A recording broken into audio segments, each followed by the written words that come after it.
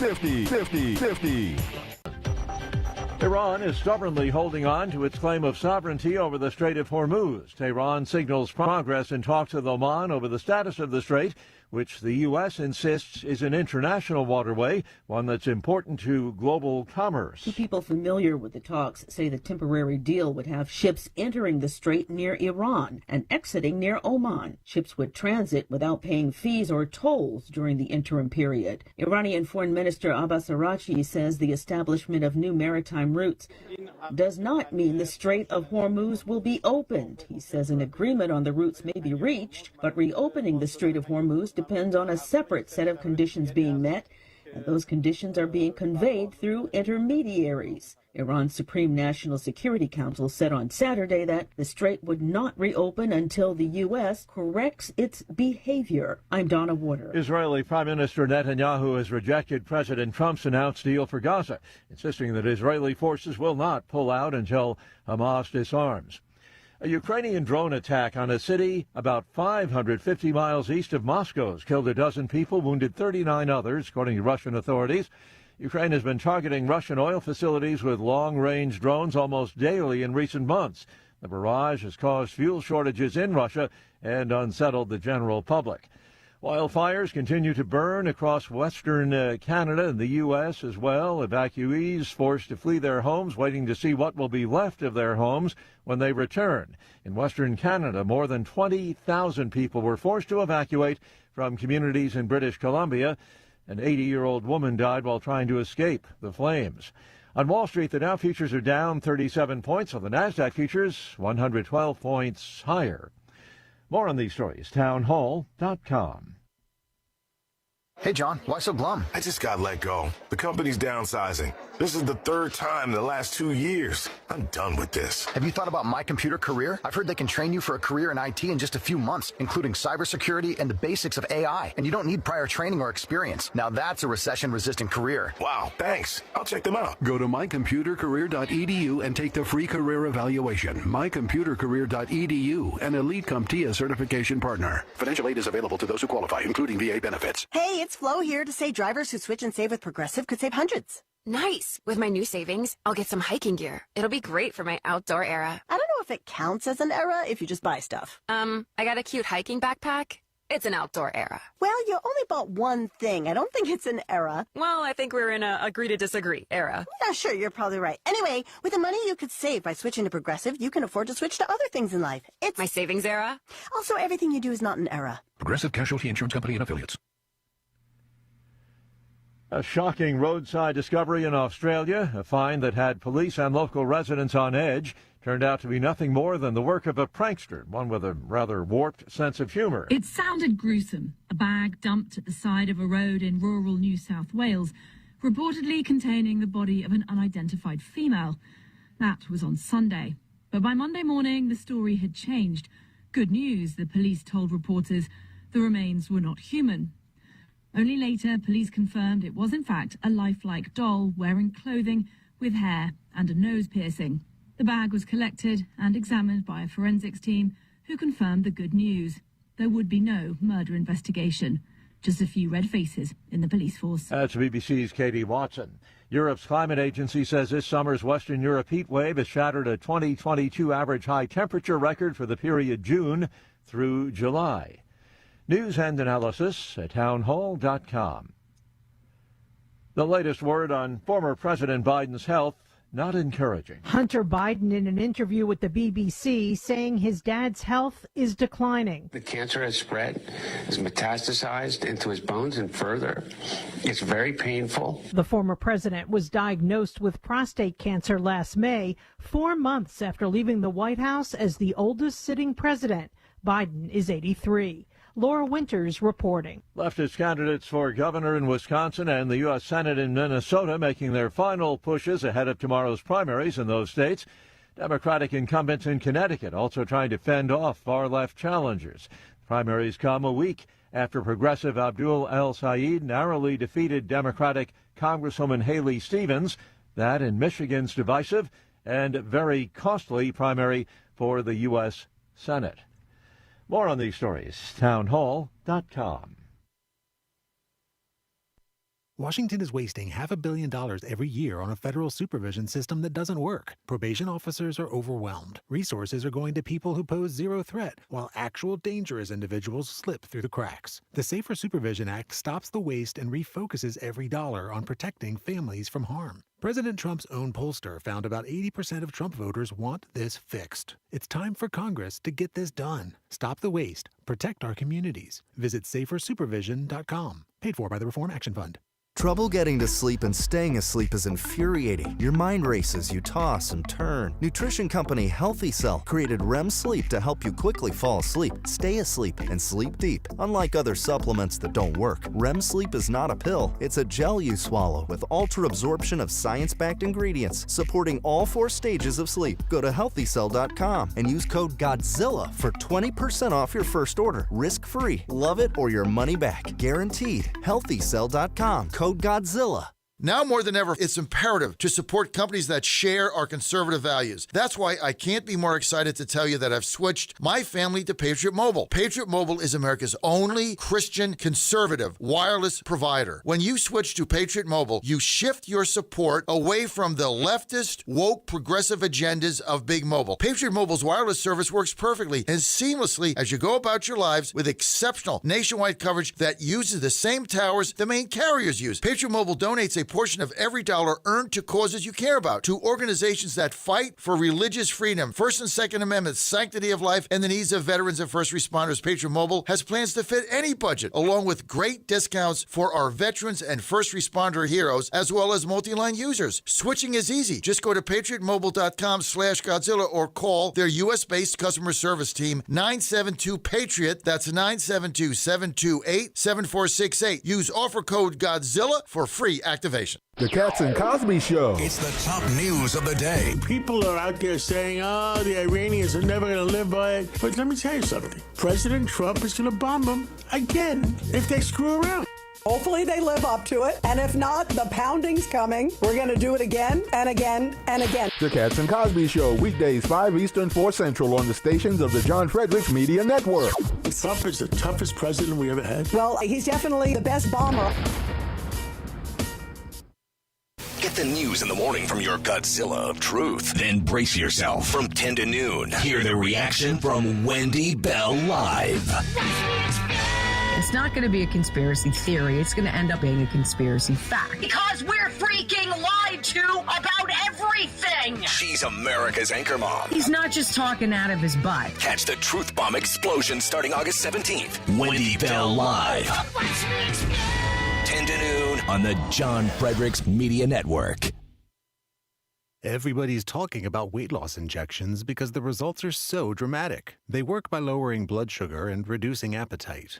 So, what if you're looking to lose weight but not interested in painful weekly injections, especially when you hear about some of those intense side effects? That's why doctors created a weight loss supplement called Lean, and the results are remarkable. The ingredients studied in Lean have been shown to lower your blood sugar, burn fat by converting it into energy, and curb your appetite and cravings, so you're not as hungry. But listen, Lean is not for the casual dieter with only a few pounds to lose. The doctors at Brickhouse Nutrition created Lean for frustrated dieters with 10 or more pounds to lose. Get started with 20% off and free rush shipping so you can add Lean to your healthy diet and exercise plan. Go to takelean.com and enter the code Godzilla for your discount. That's discount code Godzilla at takelean.com.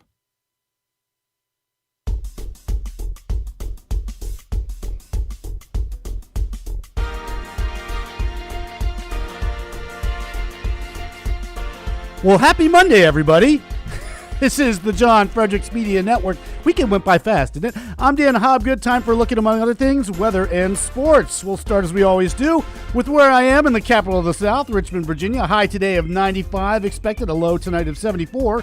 Right now, the temperature in the River City, 73 degrees. The Squirrels lose yesterday, but win 2 of 3 over the weekend against Reading.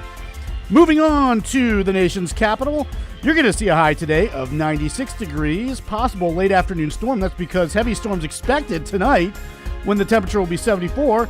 Right now, the temperature, a network high, 77 degrees in Washington. The Nats sweep the Reds at home over the weekend because that's what good teams do against the Reds. Anyway, in Atlanta, a high today of 88 with afternoon storms. A low of 72 with spotty storms. Right now, the temperature in Georgia, 74 degrees. The Braves dropped 2 of 3 to the Yanks in New York over the weekend. Next up for the Braves, the other New York team at home against the Mets. First pitch, 7:15 tonight. In Nashville, you're looking at a high today of 94, a low of 74. Right now, the temperature in Middle Tennessee, 72 degrees.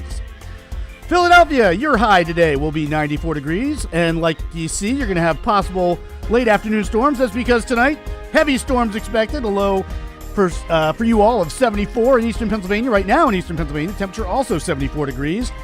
The Phils win their series against the Blue Jays over the weekend. They're on the road next at St. Louis. First pitch tonight, 7:45 for the two teams. Morgantown, shout out to all Ians in West Virginia. A high today of 84 expected with possible storms this afternoon. A low tonight of 68 with heavy rain expected. Right now the temperature in wild and wonderful West Virginia, 71 degrees. And last but not least, unless we're talking about the Buccos, my Pittsburgh folks, high today of 84, a low of 70 tonight. Right now the temperature 72 degrees. The Buccos lose another series this weekend against the Mets. Next up for the team, skydiving, because they're in freefall. Teddy Bridgewater retires from football. The A's shortstop Jacob Wilson sets an MLB record for his position for the most errorless games in a row at 111. And Don Nelson, the NBA's second winningest coach all time, dies at age 86 here at the John Fredericks Media Network. Our thoughts go out to Nelson's family and loved ones, including our own Frank Zaccanelli, who was one of Nelson's closest friends. Bringing you today's weather and sports update is the Godzilla Wins radio show. For the best insight, analysis, and picks, watch and listen to Godzilla Wins Saturday mornings from 9 to 11 all across the John Fredericks Media Network. Plus, to get John's daily sports picks, go to GodzillaWins.com. Once again, that's GodzillaWins.com. And now for a few words to the wise.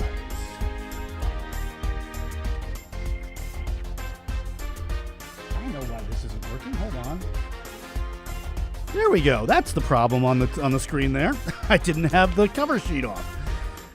So let's revisit the Fifth Amendment for one more morning this week.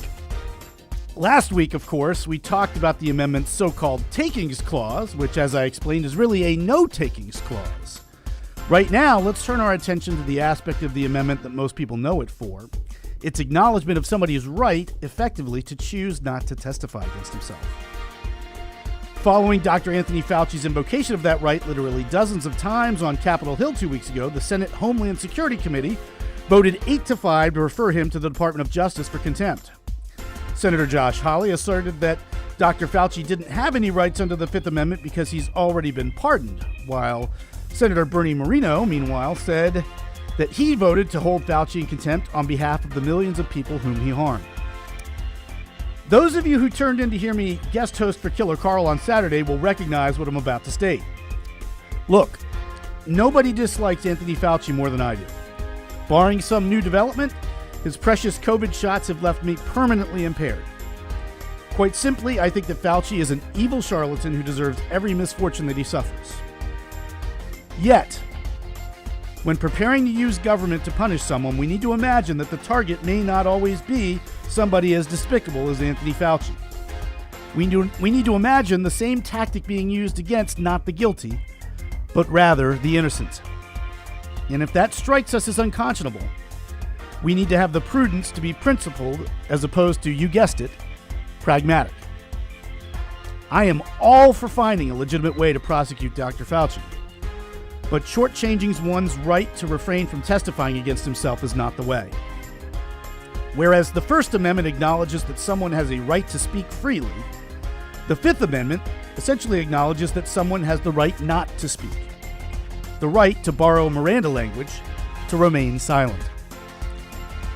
The right is one that is broader than folks that, like Josh Hawley and even the courts, seem to acknowledge. And the right is too important to throw away, just so as to throw Anthony Fauci to the wolves. Don't think that throwing the right away can be used for bad instead of good? I have one phrase for you, courtesy of a JFMN colleague of mine. January 6th. And hey, don't fret that Dr. Fauci won't get what's coming to him. In our quite flawed universe, good people don't always get what they deserve. But bad people, one way or another, always do. If the court of law doesn't get Dr. Fauci, the court of public opinion will. Really, it already has. And it can be a powerful ally of justice. Just ask Casey Anthony or Kevin Spacey or the ghost of O.J. Simpson. Call it karma if you want. I call it causality. We'll pick up here tomorrow. In the meantime, though, this has been Dan Hobgood for the John Fredericks Media Network. Outside the Box with the Ox is next, followed by The John Fredericks Show. Stay tuned, everyone.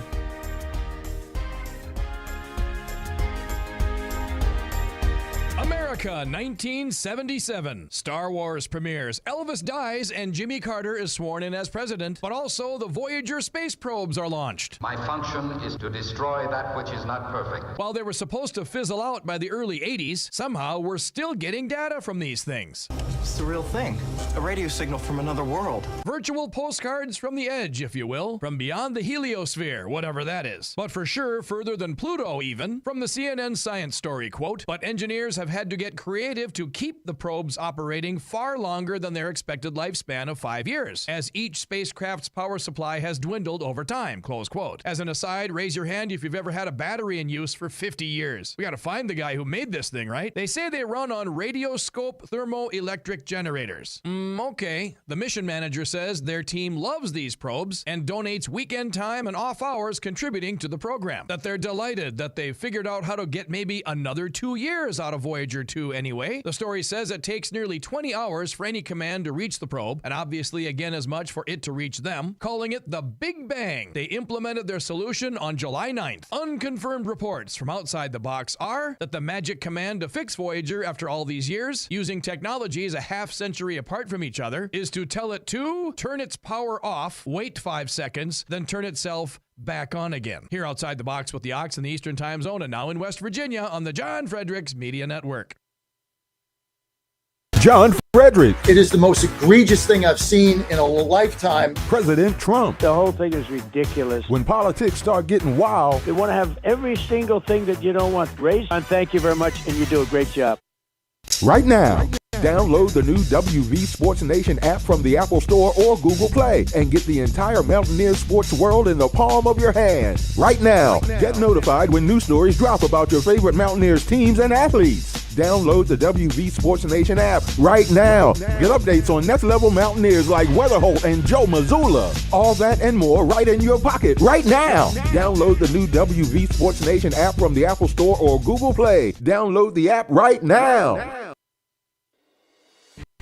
Wagering at its finest, playing at the highest levels, under the highest stakes, for more than a decade. This is the world Past the Wire has conquered, bringing you uncompromised thoroughbred authority and elite track data that anchors the game. But the modern wagering landscape is expanding. Every sport, every line, every prop, and every high leverage future, we decode the metrics across the entire board. From game day spreads to the explosive new frontier of prediction markets and event contracts, we give you intelligence to dominate the modern financial exchanges. Because in the end, it's a battle. You versus the house. You versus the other players. In this arena, we fight with you. We are your ultimate edge. Welcome to the Ultimate Wagering Network. Subscribe to Past the Wire TV and turn on notifications because when the dust settles, nobody does it better.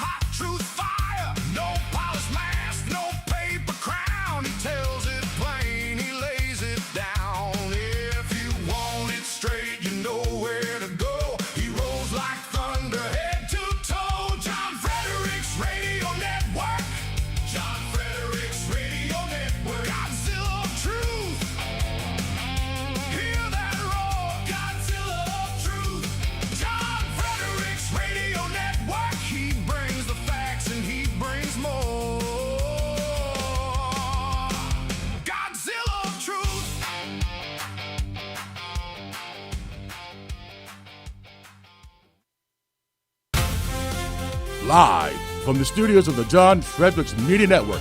It's the John Fredericks Show. Grab yourself a cup of 1775 coffee, sit back, and get ready for the best 4 hours of talk in the universe. To be part of the show, just call our toll-free number, 888-480-5646. And now, here's the Godzilla of Truth, the Oracle of the Deplorables, the man Clint Eastwood would never tell to make his day, John Fredericks.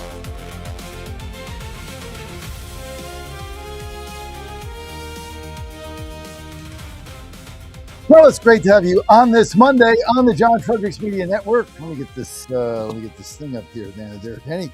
Great to have you with us. Hope everybody had a super weekend. Truth and clarity right here. Hey, there's nothing better than getting up on a Monday morning with y'all. Had a great weekend. And Dan, we're on fire. Lots of things going on here in the radio company and the network. We got lots of great announcements to make. And we got AOC running for president, freezing her eggs. Actually, not like a bad idea. You're probably, Dan, wondering what's on my shirt here every day. Well, a couple weeks ago, I got another tattoo, and every morning you have to put the cream on it for about a month. So when I don't have my jacket on, it kind of seeps through. So just so you know. Okay. I was thinking it was just that hot up there in D.C. already in that studio of yours. Just one side of my chest, right? I mean, I just noticed that on the camera. That's one of the reasons we have this TV here, so you can see things you don't normally see in another way. So, but it's too hot to put my jacket on when I first come in. It's hot in there. I having been there a few times myself. It's a hot studio. It's not cool. Well, so, and the lights on, and the air doesn't kick on here in the building until 7 a.m. So really, until 7:30, and it's not on the weekend at all.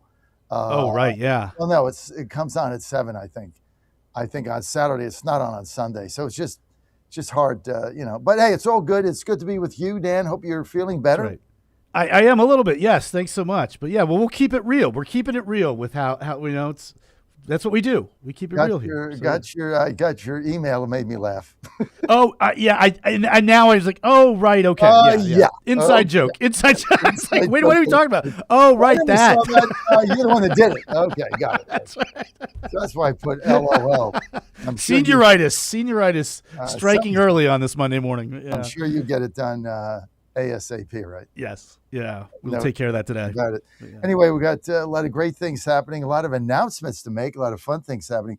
Those of you that follow me on Godzilla Wins, Dan, and GodzillaWins.com, I'm on a burner again. When I get hot like this, you just got to follow me on GodzillaWins.com. 4 out of 4 yesterday, 8 out of the last 10, 10 out of the last 13 MLB games. So I'm hot as a pepper. And now I'll go cold, and it could happen tonight. That's the problem. But right now, I get a feel. Sometimes it's kind of like hockey. I just get on these burners that carries me. But we're on a little bit of a burner right now. Go to GodzillaWins.com. Always free, never a fee. Get my analysis there, my picks, and of course, if you do go on there and you do decide to wager, please gamble responsibly. Only bet what you can afford to lose. And if you or someone you know has a gambling problem, call 1-800-GAMBLER. That's 1-800-GAMBLER. But I had a good day. Yesterday. When you bet 4 games and win them all, it's a pretty good day. So let's keep that going. Not easy to do. Baseball will grind you out. AOC running for president, no doubt. She had her first Sunday appearance in 2.5 years. Wouldn't rule it out. She's freezing her eggs, which I respect her for doing that. I really do. I mean, she's 36 years old, no children. She would like a family. And let's get the politics aside. She deserves deserves to be a mom if she'd like to be a mom. And, with everything going on, she can't really have kids right now and raise a little infant if you're running for president or running for Senate. So she's freezing her eggs. I like that. Other than that, she's, bat crap crazy. But look, the communists are winning all over the place. They're going to win this Wisconsin primary. This lady Wong Hu or Ho Wong or whatever her name is. I mean, these people are nuts, and they're going to be. They are not going to win the Wisconsin governorship. They are not going to win Maine. They are not going to win Michigan. And there's a bunch of House seats they probably should have could have won, but they're not. This is why I'm so bullish on why I think we're going to be successful. You know, when you look at the midterms, even the Cook Political Report has the Republicans at 212 seats. Now, Dan, you know, you have an abacus there. You have a calculator, right? There's 435 seats in Congress. Dan, get your calculator out and divide 435 by 2. What do you get? Right? You get 217 and a half, which means you need 208. Is that, if my math serves me, you need 218 seats to control Congress. Right, Dan? You need 218. That's correct. Get your calculator out. Cook Political Reports got us at 212. There are 18 competitive seats. 18. Now, you know, the Democrats are going to say there's 50. Look, folks, there's not. There's 18 seats are going to determine who controls the House. That's just the way it is. There's 18 seats. And no, Terralico's not going to win Texas. And no, Texas is not going blue. And no, we're not going to lose seats in Texas. All that is narrative polling, push poll nonsense. Okay, none of that is real. None of that is going to happen. None of that has anything to do with anything in reality. So let me break the math down for you, because that's why I'm here, truth and clarity. We got Cook Political Report, right? Very, very noted, very reputable firm that analyzes these races. What they see right now is they give the Republicans an edge in 212. Okay, there's 18 seats that are really up for grabs. That means to get the majority, we have to win 6 of the 18. We have to win 1/3 of the seats in play. I'll take those odds any day. 1/3. 1/3 of the seats in play. This is why I'm so bullish. The Senate is over. They're not going to win Maine, and they're going to lose Michigan. They're going to hold serve in Georgia. Maybe they pick up North Carolina. Sherrod Brown is not going to win in Ohio. Terralico is not going to win in Texas. None of these are going to flip. So basically, lose North Carolina, gain Michigan. Collins wins, hold serve. Ossoff wins, hold serve. That's it, right? They're not going to win Ohio. I mean, this is nonsense. So forget that. There's no blue wave coming. There's none of this is coming. Not with the candidates they got. Not with the jihadist Marxists. Not with guys running around on Hassan Piker. I mean, AOC went on him. This guy says we deserved 9/11. Only problem was he said not enough Americans died. This is the guy's show they're going on. I mean, it's crazy, but you know what? Hey, they have a right to take their party over, and I respect them for it. Honestly, I do. I respect the Democrat communists for taking over their party, just like we took over. I respect that. I have no problem with that. But that's just the reality of it is 18 seats, we got to win 6. That's 1/3. Do you like your odds when you've only got to win 1/3 to win? They got to win 2/3. We got to win 1/3. We have 3 times the money.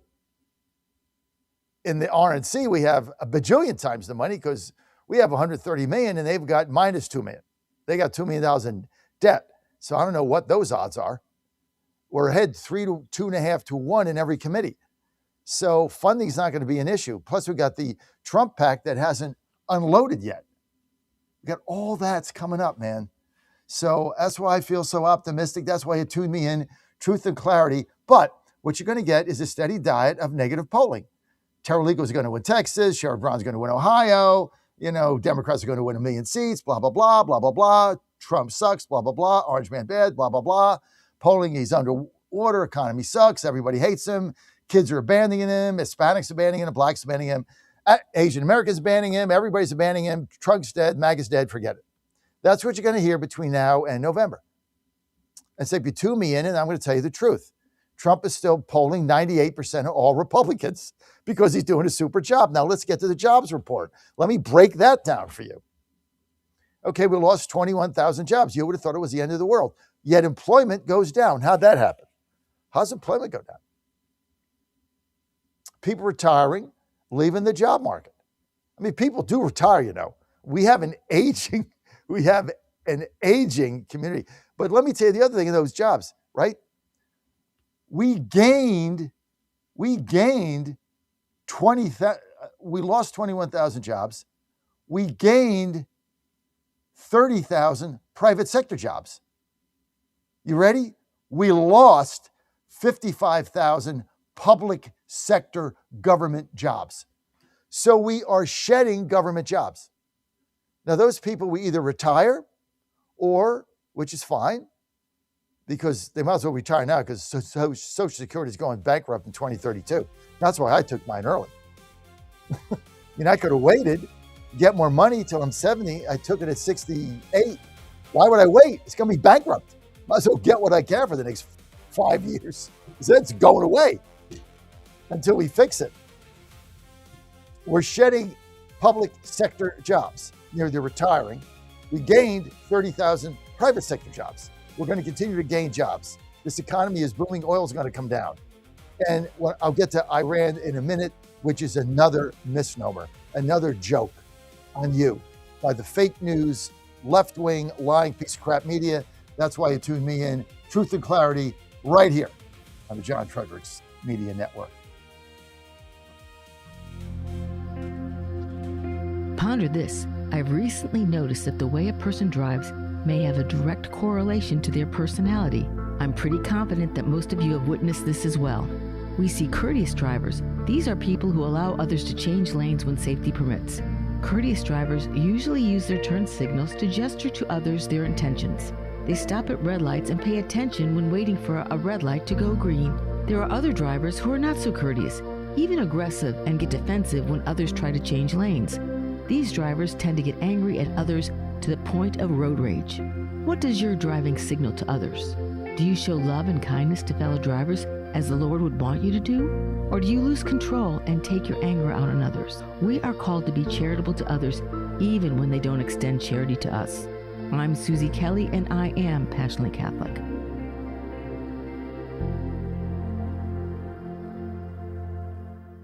This is Crom Carmichael, CEO of Solti. We got a wonderful email from one of our customers up east named Joe, and here's what he had to say. I started taking Solti almost out of desperation with little hope because I was resigned to the futility that although I was up to taking 2 statins a day, high cholesterol was something I just had to learn to live with. In fact, when I turned 60, after taking a stress cardio test, my doctor called me on a Saturday, which of course is never a good sign, and told me that I was clogged more than 95% of the people my age. I had an angioplasty and a stent procedure done at that time. Today, my stubborn triglycerides are only 1/3 of what they had been before starting taking Solti. My prescription statin dosage has shrunk from 60 milligrams to only 10 milligrams a day. My primary care doctor that I have had for many years still can't believe the results, and neither can I. Thank you, Solti, for providing such a wonderful product. And folks, I want to invite you to take care of your heart also by going to GodzillaHeart.com. That's GodzillaHeart.com. Use the code Godzilla at checkout, and you'll get a 50% discount on your initial shipment. Thanks so much.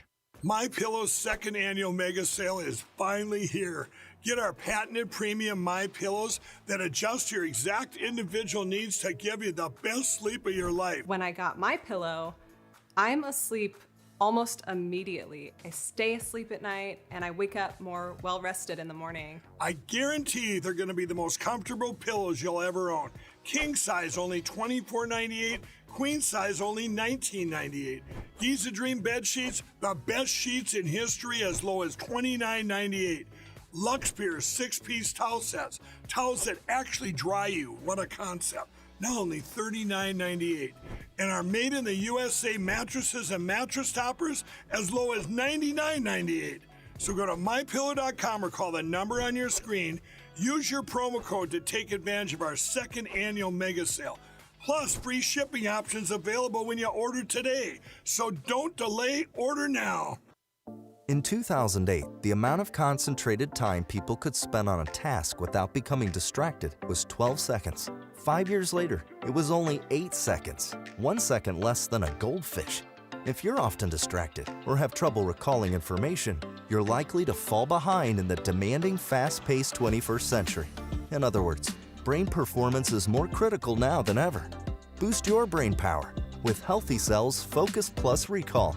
Science-backed nootropics to help you sharpen focus, concentrate longer, enhance recall, Improve mental speed, learn rapidly, and be more alert. It's a pill-free brain supplement made with maximum absorption ingestible gel technology, designed to feed your brain at the cellular level. Take it for a test drive. Go to healthycell.com and use code GODZILLA for 20% off your first order of Focus Plus Recall. That's healthycell.com, code GODZILLA for 20% off. Marcus was absolutely awful. That's about as PG rated as I can say it. He was awful. Our guards were awful. Our 3 starting guards had 1 assist and 7 turnovers.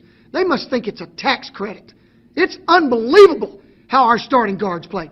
And let's talk about our big guys. 2 for 11. How can you go 2 for 11? My wife can score more than 2 buckets on 11 shots because I know my wife will at least shot fake 1 time. But those guys aren't listening. They're uncoachable right now. Don't touch that dial. You've found your home of the truth. Do you solemnly swear to tell the truth, whole truth, and nothing but the truth? With the best analysis in America. You can't handle the truth. And now back to the John Fredericks Show. Okay, you got him, and it's good to be here with you. AOC running for president, no doubt about that. But let's first get to Iran. So they're trying to make another deal. Let me tell you what my position is now. I don't want a deal. I'm done with deals. Now they want us to pay them $100 billion a year for the use of the Strait. Well, before the war, we weren't paying them anything. Now they want to cut a deal with Oman and charge a fee. We're done. I don't know. And then they say Washington has to change their behavior. You know, we don't have to do crap. President Trump is really in a tough position here. And this is the first time I've said this. There is no way out of this thing through negotiation. None. And the more he tries to do it, the worse he looks. The more desperate we look. He says they're desperate, we're desperate. I mean, I'm just giving it to you straight. There is no way out of this thing. There is no negotiation. And whatever deal we make, they'll break it anyway.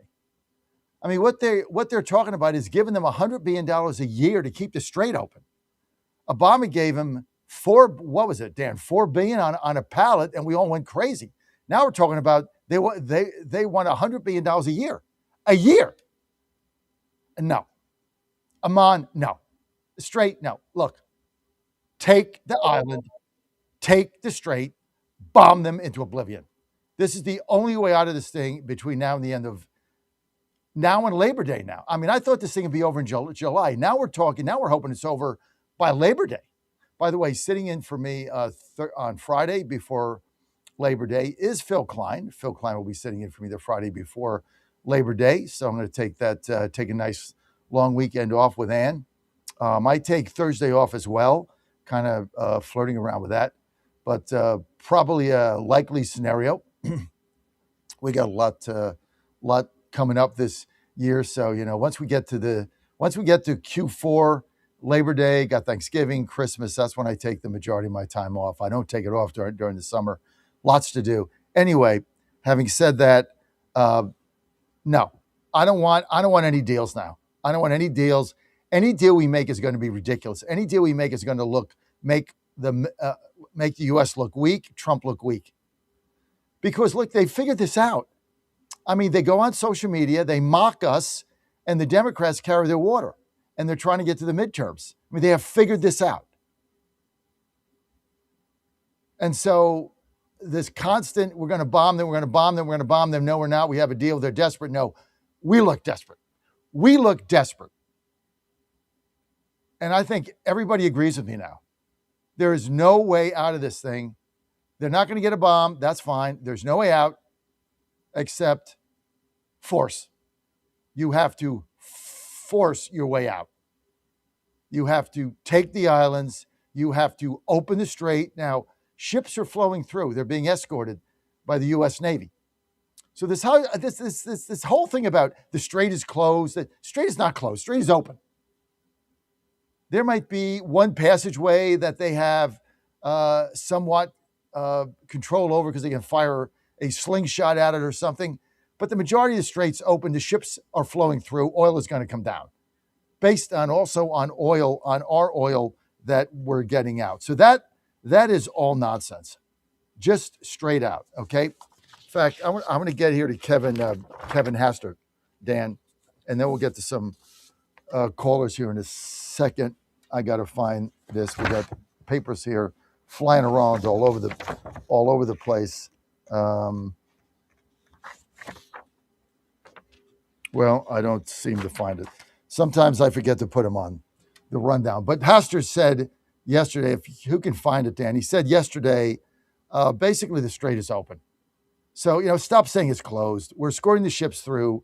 Our oil production is hitting an all-time high. Our energy production is at an all-time high. Gas prices are going to continue to come down. But this idea that we're going to have some kind of deal with them and pay them money for what? What, so they can get their terrorist organization back up and kill more Americans? We would be giving them money to kill us. Like, who would do that? Now, that makes no sense. Okay, AOC running for president. I want to get to that. But before we do, let's get to Paul Begala here, longtime advisor to the Clintons. Here's Begala slamming the Democrats socialists, saying, I can't stand them. Well, Paul, I got a news flash. I know, Paul. I got a news flash. You better get used to it because they're taking your party over, dude. Lock, stock, and barrel. You got nothing. Right? You understand that? You got nothing, Paul. Nothing. Cut 4. Let's hear what Paul Begala has to say. Saturday. Paul Begala, you have made many ads, you have seen many more ads, and you already are getting a taste of what this is going to look like. I mean, the candidates are trying to currently appeal as blandly as possible to as many people as possible, but the ad war and the outside voices are going to be incredibly nasty. Yes. Abdul won a narrow victory, and more problematic for him, he has a narrow coalition. The socialists all say, I'm a moderate. I don't like the socialists. I can't stand them. I just want to disclose your candor. That's great. But they always say, the socialists, that they care about the working class and about black folk. I can tell you, black folk in the working class don't like the socialists. Abdul's got a lot of work to do. I talked this week, actually, to one very impressive Democratic black leader in Michigan. They hadn't even been contacted by Abdul yet. Like, what are you doing? By the way, I talked to a Republican strategist who said, and he promised me, that they're going to make Hassan Piker as famous as Donald Trump in that state. Hassan Piker is a controversial commentator. He's never even run a campaign for sheriff. I don't know what he's doing there. He doesn't live in Michigan. I don't understand at all why Abdul is palling around with him, because this is the guy who said we deserved it on 9/11, who said I don't care about rapes of women by Hamas terrorists. He said terrible things. So the Republicans are going to use that relationship to attack Abdul. And it's going to be very nasty and very vicious. Can I dig in? Well, it's only the beginning. This is the beginning. This is what the Democrats are doing, and they have a bigger picture, and the picture is to take the party over. So I'm telling you, listen to what I'm saying, because I'm always 5 years ahead, right? You guys know that. Everything I've done is always ahead of everybody else. The Democrat socialists don't expect to win in 2026. This is why we're going to win. They don't expect to win the House, and they don't expect to win the Senate. They have written that off. They don't expect to win some of these key governorships. They have written that off. They have written off Wisconsin governorship. Okay. What they're doing is they're taking over the party. This is a longer-term strategy than whether or not Mike Johnson has a 2-seat majority. This is a longer-term strategy than whether or not John Thune has a 5-seat or 6-seat majority or 3-seat. This is a longer-term plan that the communists have to take over a party. If you think about the communist position in this country, they are a couple of cycles from taking over one of 2 major U.S. parties. Think about that. If you frame it that way, then the champagne comes out. If you frame it in the traditional sense of winning an election in 26, you get a very different outcome that goes through the copy machine, spits something else out. But if your objective is to take the party over, they're winning that objective. And if I'm them, this is a short-term defeat in 26 or 28. Like, who cares? Country will go on. You take the party over, you're in. And it's going to take a couple cycles. Look how many cycles it took us. A couple cycles. And a lot of defeats. And a lot of pain and a lot of angst. But now we're lock, stock, and barrel. Right? And over time, what's going to happen is, I'm going to tell you what's going to happen with the Republican Party. Right? The chairman of each party and the committeemen, the 168, is one more cycle away from being almost 100% MAGA. Almost 100%. Of which I'll be one of those. Because I am going to run for committeeman and I am going to win. I don't care what it takes. Because we have to shape the Republican Party. We have to shape it going forward. And we can't let the 168 go back to the way it was post-Trump. I'm thinking, what is MAGA post-Trump? They're thinking, what is the Democrat Party post-Trump? What is the Democratic Party post-Schumer, post all of them, post-Jeffries? What is it? It's them. It's communist. And so while we're both cheering each other on, because we're looking for the short-term victory. I'm looking for the 26-28 victory, short-term, because we've already taken the party over, and the vestiges of it that we haven't are coming quickly. One cycle, they're done. They're all out. We control the party. So I'm rooting for them to control their party, because that is going to give us majorities in power in 26 and 28. Beyond that, it's a battle to the death.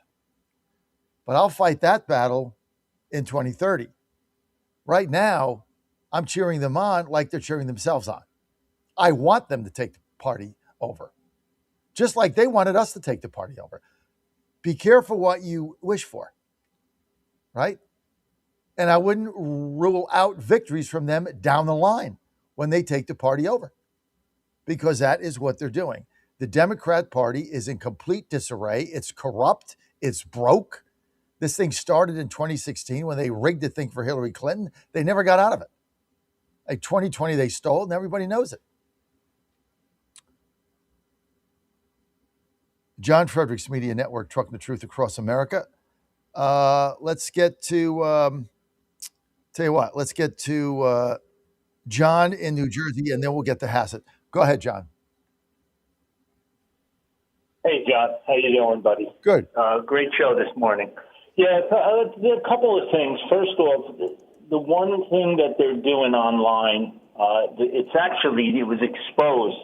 It's amazing because my account now is basically just completely shadow banned on X. The Soros network is basically dumping over $100 million into the polling situation. So basically all the polls on Tallarico, how he's up, this one's up, this one's up. I mean, just everybody needs to bookmark these fraudulent polling companies. I don't even know if they're companies. They're completely fake.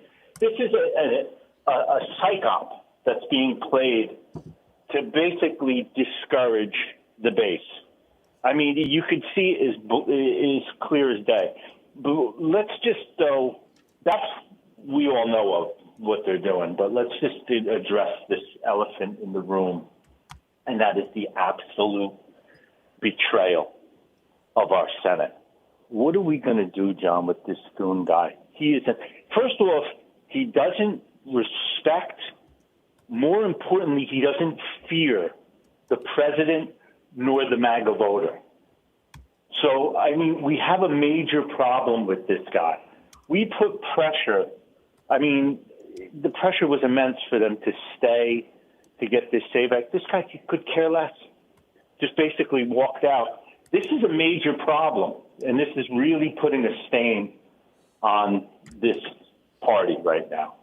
And the president, I mean, his numbers aren't really that good right now in terms of his approval with Iran, which you addressed before. I completely and totally agree with you. That thing, we should have started hitting the electrical power plants and the water facilities back in March, April. This thing would have been over by May. So that's where it's going to end up going anyway. You know, rule number one, common sense, you don't negotiate with terrorists. But the bottom line is, to get back to Thune, we're going to have to do something here. The president has to address this. This is like a major drag on the party, and we need something to motivate us at this point. So I just was curious about your opinion on that, because obviously, I mean, you know, unless you got your head up your caboose, you know, this is a glaring, you know, 5-alarm problem we have at this point. I don't know. I mean, you've addressed a lot of things. What exactly do you want me to address? Thune? I'm yeah, I know. There's a few things going on. Let's just stick with this. I apologize for that. Let's just stick with the Thune problem. That's my major concern at this point, because that's basically flooding in to our these are base elections. Thune won. Yes. Clock ran out. Buzzer went off. Thune won.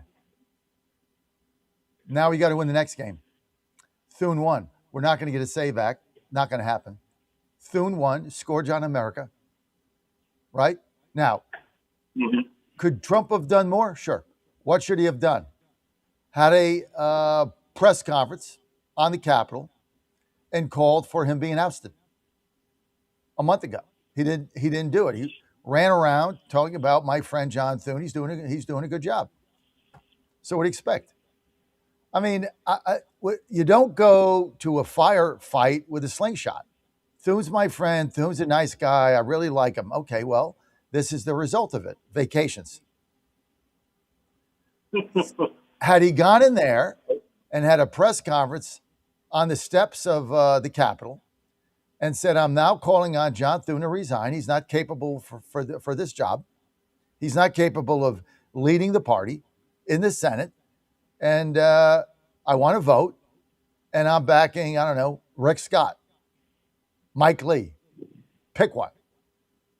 I don't care if you lose. See, the White House staff wouldn't let him do it because they were afraid Thune would win and he'd look bad. I say roll the dice. I say take the risk. I say take the shot, because the alternative is you get nothing. This thing was never going to. You got nothing to lose. This thing was never going to pass. He never had the votes. He never wanted to get the votes. He never did anything. And then he blamed the White House political team. Then he blamed Trump. Well, you have a phone. Call them up. No, you're the leader. Jackass, loser, rhino, spineless jellyfish weasel. You're the friggin' leader. Why are you leader? Go away. Resign. That's what he should have done. He didn't do it. Now, you know, President Trump's a nice guy, and at the end of the day, he's trying to accommodate, trying to, you know, work with Thune, work with Iran. You can't work with these people. Out. Now, one of my clips went viral when, before the Todd Blanche vote, I said that Susan Collins voted no because she knew that Todd Blanche had the votes. I said she knew that Todd Blanche had 50 votes. John, how many votes did Blanche get? 50. 50 votes. Yeah. See, I've been in this game too long, right? And why did Collins do that? She did it to get votes in Maine and win that seat, and I'm all for it. But once, see, everybody said, oh my God, Collins is not going to back Blanche. Blanche could lose. I said the opposite. Collins backing Blanche assures Blanche has got the votes. Otherwise, she wouldn't vote no. She's never going to cross us to that extent. She never does. She's always there. So that was a show vote. When everybody thought, oh, Collins bailed on Blanche, Blanche is done, I said the exact opposite. Collins bailed on Blanche means Blanche is going to be confirmed. I mean, it doesn't take rocket science after me doing this so long to figure this stuff out. Okay? So, look, the Iranian thing, John, open the payloads. And stop telling me you're going to bomb them. I mean, that's the other thing that's really grating me. Stop telling me I'm going to bomb them Tuesday at 10 p.m. Just do it. I just want to get up one day and see complete rubble. That's what I want to see. 100%. Right, John? I couldn't agree. I couldn't agree with you more. I don't want to hear about deals. I want to wake up. I want the president at the podium saying after multiple negotiations, we were unable to reach a deal. This is our alternative, move in terms of how we're going to deal with this situation at this point. Yeah. I want to hear about how they're going to be destroyed. What is the point of that? Makes him look like a fool. Nobody's taking him serious anymore. It looks like we're looking ridiculous. I'm going to do this. I'm going to do that. Oh, they're desperate for a deal. I'm not going to do it. Just do it. Just do it. And then when it's in the middle of getting done and you see the bridges collapsing and the infrastructure gone and there's no energy and the lights are out and they don't have any money and people are like in disarray and the country's collapsing, then you come on TV and say, we're going to continue to do what we have to do. Thanks, everybody. Have a nice night. That's it. Done. That's what I'm for. I've done a 180 on this. 180. 100%. Logically, what he's doing doesn't make any sense. Oh, they're desperate for a deal. No, they're not. They don't care if they all die. They're not desperate for anything. So here's the deal, John. Trump, they used to fear him because he was unpredictable. He's predictable now. He basically tells you he's going to do something, and then he never does it. And it's really affecting his popularity, and it's making him look like a fool. All right, let's bring Dave in. I got 2 minutes. Dave from Arizona wants to jump in on the convo. Go ahead, Dave. Appreciate it. Thanks, Godzilla. So, I have a little different take on this. President Trump, for me, is the great disruptor, and history proves daily only disruptors are consequential. I mean, if you look back in our history, General Washington, General Jackson, President Abraham Lincoln, right? The great disruptors. Reagan was to some degree, but nobody like President Trump. So I think he's still got an ace to play, and he needs to take his running mate and say, you know what? Really, really excited that leaderless John Thune gavelled out and they went to recess, except it's really not a recess because somebody's going to gavel in every 3 days to prevent you from ever having a recess appointment in year 6 of your presidency. So you know what? Senate President, march yourself over there and gavel in. Dave, you've said this multiple times. What was your beef with what John said? Well, that's the only way to fix this. It just is what it is, and it's only political capital if you use it. And the thing with Iran, it's all related. It's all inextricably linked. This 30-front war. He needs to just leave Iran. He needs to leave the Middle East forever, and he can't bomb them into oblivion, into the Stone Ages. They already live in the Stone Ages. And all he's going to do by bombing them and bombing their infrastructure is light the Middle East on fire and exacerbate this worldwide depression that we're already in when 20%, 40% of the oil reserves for the world cannot be taken out. Because at this point, we can't defend Jordan or Egypt or Saudi Arabia. And I don't think we should, but we can't. And that's what John, I'll give you the final word. John, I'll give you the final word on Dave's alternative position. I mean, listen, he's got some great points. The thing is we have action. Do something. Or, at worst case scenario, just give us an inkling of what our direction is. We have absolutely no idea what the plan is in Iran. That's the problem. So I agree. You have two alternatives. I'd rather not bomb them, but then you have to just take the L and leave, and we have to all go on with our lives. Ken, the bottom line is this I is what don't should agree have with been that. done. I don't agree with that. This is something you can't take the L. You can't take it. You gotta get a W. You gotta call a timeout and drive the ball down the field and jam in the end zone and win the game. And you do that by bombing them, taking them out, collapsing that whole thing. taking Cargill and taking control of the Straits and tell them to go pound sand. John Fredericks Media Network. Thanks, Dave. Thanks, John. Gotta go. Be right back. With multi-storey and private residential buildings, vehicles and non-residential premises damaged. Meanwhile, a Ukrainian drone attack on Monday on a Russian city has killed around 12 people and wounded dozens. Authorities in the Tatarstan region say Ukraine has targeted Russian oil facilities with long-range drones almost daily in recent months. The barrage causing fuel shortages in Russia, eating into Russian refining capacity and unsettling the Russian public. I'm Charles Dillivez. Leftist candidates for governor in Wisconsin, U.S. Senate in Minnesota, making their final pushes ahead of tomorrow's primaries. Republican Senator Dave McCormick of Pennsylvania. I thought the idea of socialism and communism was in the dustbin of history, and sadly, it's finding new traction. And if that were to lead our country in the White House, in the majority in the House or the Senate, I think it'd be a disaster. Senator McCormick speaking with the Salem Radio Network. Wildfires have forced more than 20,000 people to run for their lives in Western Canada. They've had to evacuate their homes. One evacuee says, no words to express the fear you feel when you see a wall of flames racing in your direction. Wall Street, the Dow futures down 60 points. Townhall.com. Hi, I'm Kirk Cameron. Christian Healthcare Ministries is not another health insurance policy. If you're tired of year-long contracts and pointless restrictions, CHM offers anytime enrollment on your schedule and at your convenience. With CHM, you're paying half the cost of a traditional health insurance plan.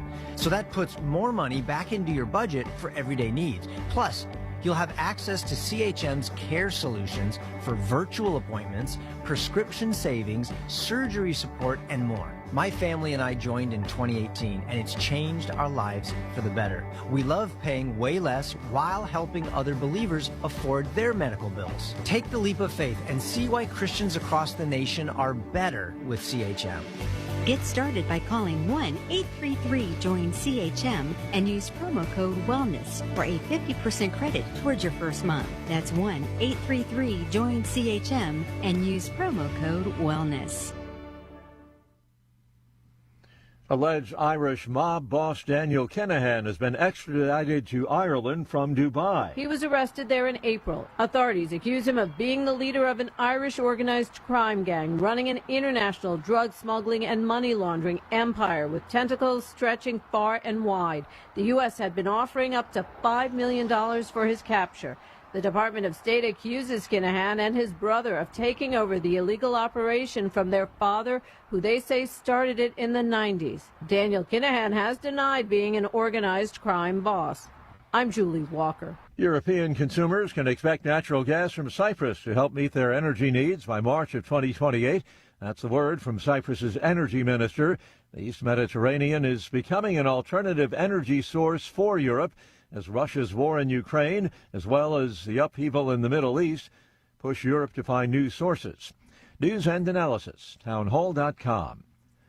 Sun and surf, they're part of the American summertime experience, with this public health alert about a flesh-eating bacteria is putting a damper on things, at least for those who just can't resist diving into the surf. Louisiana has confirmed 9 cases so far this year of Vibrio vulnificus, which is found in warm coastal waters. All were hospitalized and 5 died. The numbers are above average. Vibrio bacteria thrive in warm seawater, especially in the brackish mix of fresh and salt water found in estuaries and lagoons. The CDC says Vibrio vulnificus is the most deadly Vibrio bacteria, killing as many as 1 in 5 people infected. John Scott reporting. Europe's climate agency says this summer's Western Europe heat wave is one for the record books. The weather watchers say the heat has shattered a 2022 average high temperature record for the period June through July.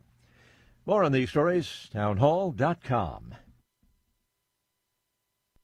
Washington is wasting $500 million every year on a federal supervision system that doesn't work. Probation officers are overwhelmed. Resources are going to people who pose zero threat, while actual dangerous individuals slip through the cracks. The Safer Supervision Act stops the waste and refocuses every dollar on protecting families from harm. President Trump's own pollster found about 80% of Trump voters want this fixed. It's time for Congress to get this done. Stop the waste. Protect our communities. Visit safersupervision.com. Paid for by the Reform Action Fund. The Cats and Cosby Show. It's the top news of the day. People are out there saying, oh, the Iranians are never going to live by it. But let me tell you something. President Trump is going to bomb them again if they screw around. Hopefully they live up to it. And if not, the pounding's coming. We're going to do it again and again and again. The Cats and Cosby Show, weekdays 5 Eastern, 4 Central on the stations of the John Fredericks Media Network. Trump is the toughest president we ever had. Well, he's definitely the best bomber. MyPillow's second annual mega sale is finally here. Get our patented premium MyPillows that adjust your exact individual needs to give you the best sleep of your life. When I got my pillow, I'm asleep almost immediately. I stay asleep at night and I wake up more well-rested in the morning. I guarantee they're going to be the most comfortable pillows you'll ever own. King size only $24.98, queen size only $19.98. Giza Dream bed sheets, the best sheets in history, as low as $29.98. Lux Pierce 6-piece towel sets, towels that actually dry you. What a concept. Now only $39.98. And our made in the USA mattresses and mattress toppers as low as $99.98. So go to mypillow.com or call the number on your screen. Use your promo code to take advantage of our second annual mega sale. Plus, free shipping options available when you order today. So don't delay, order now. The Trump administration has brought positive changes when it comes to fixing our broken healthcare system. If we really want to make America healthy again, well, that starts at home. And that's where the Wellness Company comes in. You see and hear from the Wellness Company doctors all the time, and you know their products are the gold standard for keeping you and your family safe and healthy, giving you the opportunity to make sure you're prepared for whatever happens with their prescription medical kits. Additionally, the Wellness Company offers a variety of products, from parasite cleanses to methylene blue to weight loss and so much more. Make America healthy again starts at home. Do your part and protect the health of you and your family. Live a healthier, longer, and more satisfying life. Go to twc.health/Godzilla and order. That's twc.health/Godzilla. Use promo code Godzilla to save 10% today.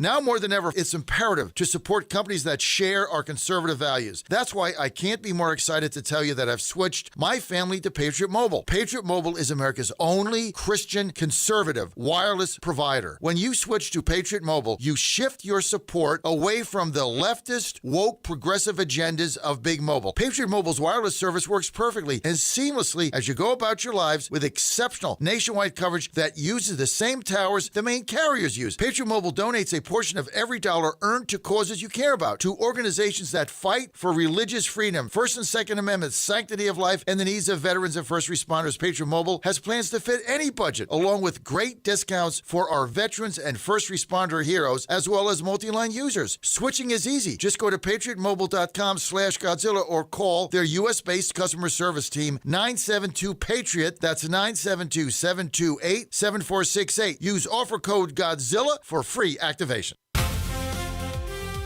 Live from the studios of the John Fredericks Media Network, it's the John Fredericks Show. Grab yourself a cup of 1775 coffee, sit back, and get ready for the best 4 hours of talk in the universe. To be part of the show, just call our toll-free number, 888-480-5646. And now, here's the Godzilla of Truth, the Oracle of the Deplorables, the man who always says to lace them up and lace them tight, John Fredericks. Hey, great to have you. I am your Godzilla of the Truth in America, your Oracle of the Deplorables. Thanks for joining us today. Well, my weight loss program, Rock and Roll, lost another pound over the weekend. Why do I do it? Because I have lean. This thing is unbelievable, man. You need to try it. I'm telling you. Just go to takelean.com, takelean.com, promo code Godzilla, 20% off. Does three things: curbs your appetite, boom. Increases your energy, boom. That means you burn more calories, right? And then it's also got the vitamins in it to support your metabolism. So it's all there. I take 3 of these a day when I get up. Just open up the jar, take 3 of them, big glass of water, right? 1 bottle, what is it, 8-ounce bottle water, down that, you're good to go. And I've gotten great results. I'm entering now This is going to be week 3. My full week 3. I've been on it 2 weeks. I lost 3 pounds. So I think that's pretty good. I like a pound a week because I know it's sustainable. This thing, it targets appetite and fat loss. There's no shot. And I'm a believer. Now, if you want to lose 2 pounds for a wedding, just don't do that. Just go on the treadmill for two days and sweat it off. Get out some water weight. You're serious about losing weight. Like, I want to get to 225. So I got 20 pounds to go, right? Now I'm 240. I need to get 220. So I'm 20 to go. I started this thing at 243. So I got 20 to go. It's going to take me a year, but I don't care because you know what? I'm in this for the long term. So a couple, pound a week, pound and a half a week, you're good to go. But it's easy to do and it's affordable. And I can get you 20% off. You can scan it right now. Just go to takelean.com, takelean.com. Dan, check this out. Everybody, if you want to lose weight and feel better, check this out. I'm on it and I love it. Takelean.com, promo code Godzilla, and you've got 20% off and you are good to go. Okay, joining me now, Scott Vanderdussen. And on Saturday, July 25, a wave at Seabright Beach in Santa Cruz swept the 10-year-old boy off the sand and out into the surf. And it was about 200 yards up the beach with a camera. This is Scott, was about 200 yards up the beach. Tell us what happened, Scott, and how you saved this young boy. Hey, John, thanks for having me on. Good morning. This was a couple weeks ago on the 25th. It's a video that's since gone viral. It's got a lot of media attention here domestically and abroad. I was on the beach. I live right here on Seabright Beach in Santa Cruz, California. I'm a hobby photographer, so I always carry my camera with me. And on this particular day, the surf was really high, but it comes in cycles. So the water will be relatively calm for 10 or 15 minutes, and then we'll get this cycle of big waves. And that's exactly what happened. Huge wave came in, maybe 10, 12 feet, sneaker wave. And when I heard that wave crashing on the ocean, I looked out and I saw this young boy getting dragged back into the ocean. I could just see his head getting pulled back out. I was right next to a lifeguard tower. So both me and another gentleman who saw the situation ran up and we alerted that tower. The lifeguard hadn't seen it. He radioed into a closer tower and told us that tower was already responding to the incident. And I looked out. We're about 200 yards away. We could see the lifeguard running into the water, huge waves, and he just fearlessly charged in. That's when I turned my camera on and began recording the rescue. We saw Ryder, who was the lifeguard, jump in. He grabbed the young boy and began to pull him back and prevented him from going further into the ocean. It was a very dramatic scene as the waves are just relentlessly crashing upon him, but ultimately successful. Well, good. Well, listen, I'm glad you caught that on camera, and certainly, many of our lifeguards out there, people don't really think about it. They think about their tans and their working out, male or female, and how they look sitting up on that big thing until you need them, right? And then they're very well trained. And so obviously, had you guys not alerted the tower, that young boy might have died. Yeah, there were a lot of people that saw it at once. And fortunately, the lifeguard who did respond was vigilant already on the situation. And that's the reason I posted the video. We want to see people come out and enjoy the ocean, have a good time, but we want to see them go home.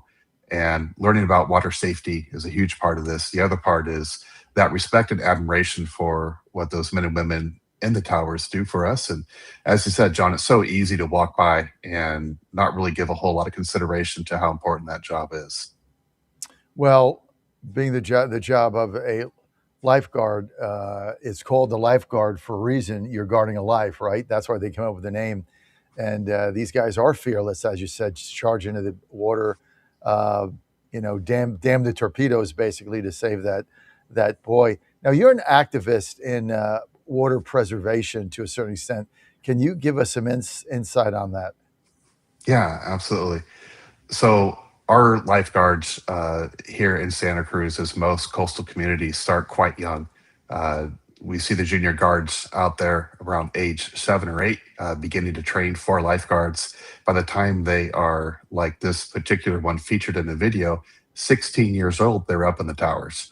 And what they're dealing with is life and death situations. As you see the video, it's touch and go the whole time.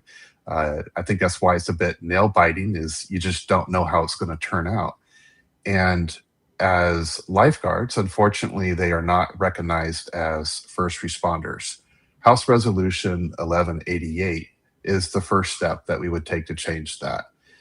If a tragedy had unfolded there and the young 10-year-old victim had perished, the counseling and therapeutic help, the crisis management that as a country we decided first responders need, such as firefighters or police officers or EMT, that's not available for our lifeguards. And House Resolution 1188 makes the first step to change that and classify them as first responders. How do people get access to your video? Where do they find it? Yeah, it's been covered by all the major networks. The original is on my Instagram, which is Santa Cruz Now. But YouTube or Google search, just Seabright Water Rescue will lead you to a lot of good coverage of that. Good. And do you have a sponsor for your House bill? Yeah, Congressman Smith is the author of it. From New Jersey? Correct. Yes. He's a good guy. Yeah. So I've contacted his office to see if we could collaborate together. And I've been working with a lot of lifeguards. What made you contact Chris? Yeah, I want to be able to use the media platform. I've done over 45 interviews domestically. There's 435 congressmen. Why'd you call Chris Smith? Oh, I saw that he was the author of it, of the bill supporting it. Yeah. Got it. Want to be able to support that and use this as a positive thing. Good. Well, look, appreciate what you've done. Joe Morrissey said he knows you. He used to be a state senator in Virginia, and now he's running for city council of Petersburg, which is neat. What is the tie in to Joe Morrissey? Oh, I spent some time in Virginia and came across him that way. Just excellent gentleman, and really appreciate his expertise, and a very persuasive man. And yeah, we connected that way. Yeah, absolutely. Yeah, he's a great guy. We may have some different political perspectives, but just a really fabulous guy. Well, Scott, let me thank you for what you did. Thank you for getting behind that bill. And I tell you what I'm going to do for you. I'm going to call Chris Smith's office and see if I can get him on to talk about it. That was House Bill. What is it? 1188. All right. I owe Smith a call anyway. Let me call him up and see if we can get him on and talk about that. Hey, Scott, thank you for your time. People want to follow you. My pleasure. Here they go. Take care, John. All right. Thank you. All right. Quick word from our sponsors. I'll be right back. Stay with us.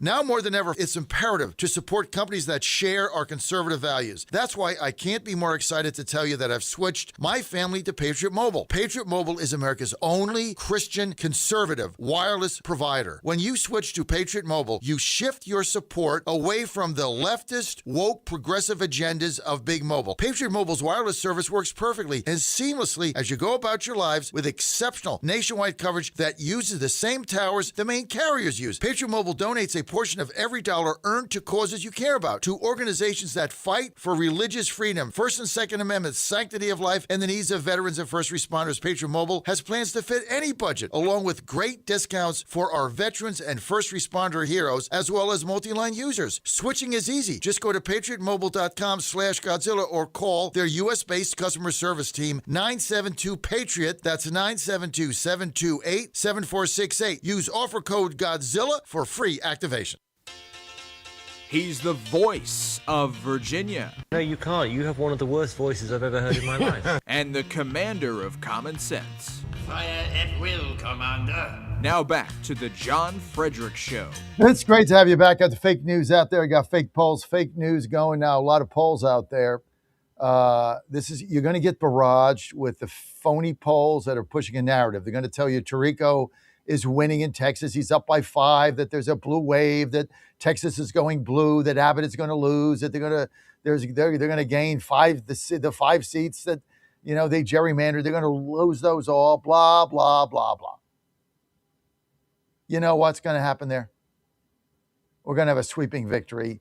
Tirico's going to get crushed. Okay. Paxton's the next senator, and they're going to gain seats. 5. Okay. It's just nonsense. Because you got fake polls with a fake narrative, with the fake news. And you got to cut through them. Now, somebody texted me and said, well, what are the polls I can trust? Well, they're now getting far and few between. Rasmussen, Stephanie Bohaya, Heritage Foundation. She doesn't do a lot, but when she does them, they're real. That's my pollster. Guess to a certain extent, Insider Advantage, Matt Towery, I would put up in there. Probably the best is right now is Matt Towery, Insider Advantage. He's trying to retire. We're not letting him retire. And McLaughlin. I mean, you get Rasmussen, McLaughlin, Stephanie Bohaya, and Matt Towery, Insider Advantage. That's it. There's a lot of others out there. It's just nonsense. Look, there's a lot of these guys are now paid to push a narrative. Like they're paid to say, hey, I want the poll to say X, and then the poll magically says X. And I'm not going to call anybody out, but you know who they are. And some of them are on our side. It goes back to what we say about clickbaiters. When your business model, I don't care what it is, when it is based on clickbait and feeding the beast, truth and clarity goes by the wayside because money takes over. And I'm telling you, in media, for me and our vision, truth and clarity is the next currency. Because we had 21 million viewers in June. How did we get that? This little company. Because people know that they're going to get on here and they're going to get the truth. And it's going to be clear and it's going to be concise. And we're going to cut through it. And where we, struggled for a long time because it didn't sell, truth doesn't sell, now it's making a comeback. And we're the ones doing it. Fox News, TV for stupid people. You know it and I know it. We're cutting edge. So thank you. Thank you for being here. Dr. Thorpe coming up after the break. Kevin Hastert yesterday. Here's the other thing you're going to hear. Everybody's dying. Everybody's starving on the street. The economy's a disaster. Nobody has a job. Unemployment's everybody, the riots are starting. There's no food. That's what the Democrat pollsters are going to tell you over and over and over. But then you get to reality. And yes, prices have to come down. Jobs have to go up.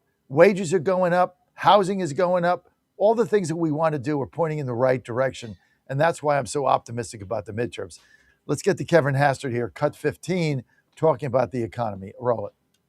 Prices right around the corner. How do you square you saying just now we still have a lot of work to do with you saying that we are living in the greatest economy in your lifetime?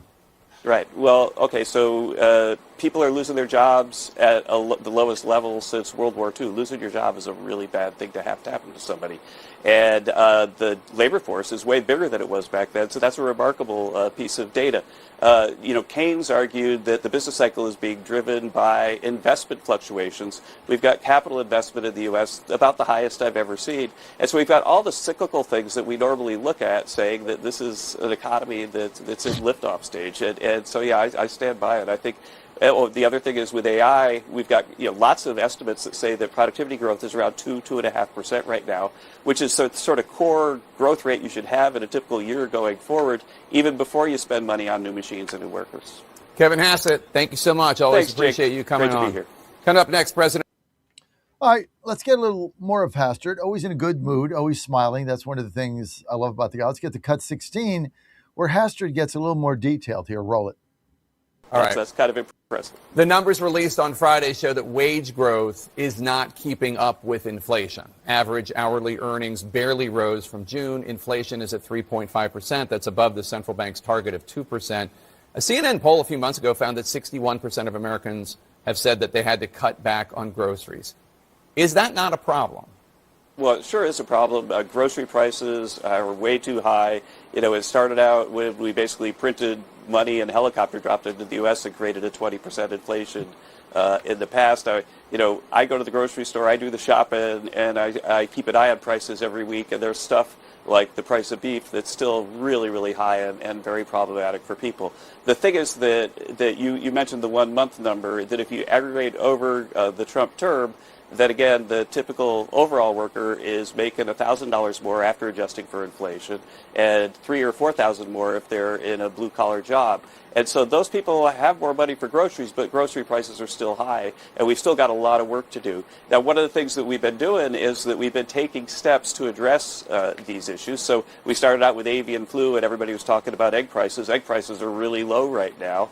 And we just have this massive effort by Brooke Rollins to address this pest that's coming in and made it so we had to shut the border to Mexico so that the pest wouldn't spread all over the U.S. And we just reopened the border for Mexico. So there should be good news on beef prices right around the border. How do you square you saying just now we still have a lot of work to do with you saying that we are living? Okay, final one. Hastert, go. The lights go on in those factories. It's not me that's saying that those higher tariffs that those costs were passed on to consumers. It's the Fed in a recent report that I'm sure you've read. But let's talk about gas prices. They're high because the Strait of Hormuz is still closed because of the war in Iran and Iran taking the Strait hostage. A month ago, you said that you were, quote, bullish that there's going to be a heck of a lot of traffic moving through every single day, unquote, and that you expect that this will, quote, cruise to normalcy sometime really, really soon, unquote. No, that is not the case right now. And Iran, most recently, has delivered this set of demands that must be met to open the strait. And that set of demands includes the lifting of the naval blockade and sanctions, war reparations, the release of frozen Iranian assets, an end to attacks on Iran's allies. So I guess I just don't know when really, really soon is. Well, it's happening already, Jake. And first of all, I don't negotiate with the Iranians, and I don't think I'd be very good at it. But the fact is that right in the peak of the conflict early on, you saw that oil prices were going way north of $100 a barrel.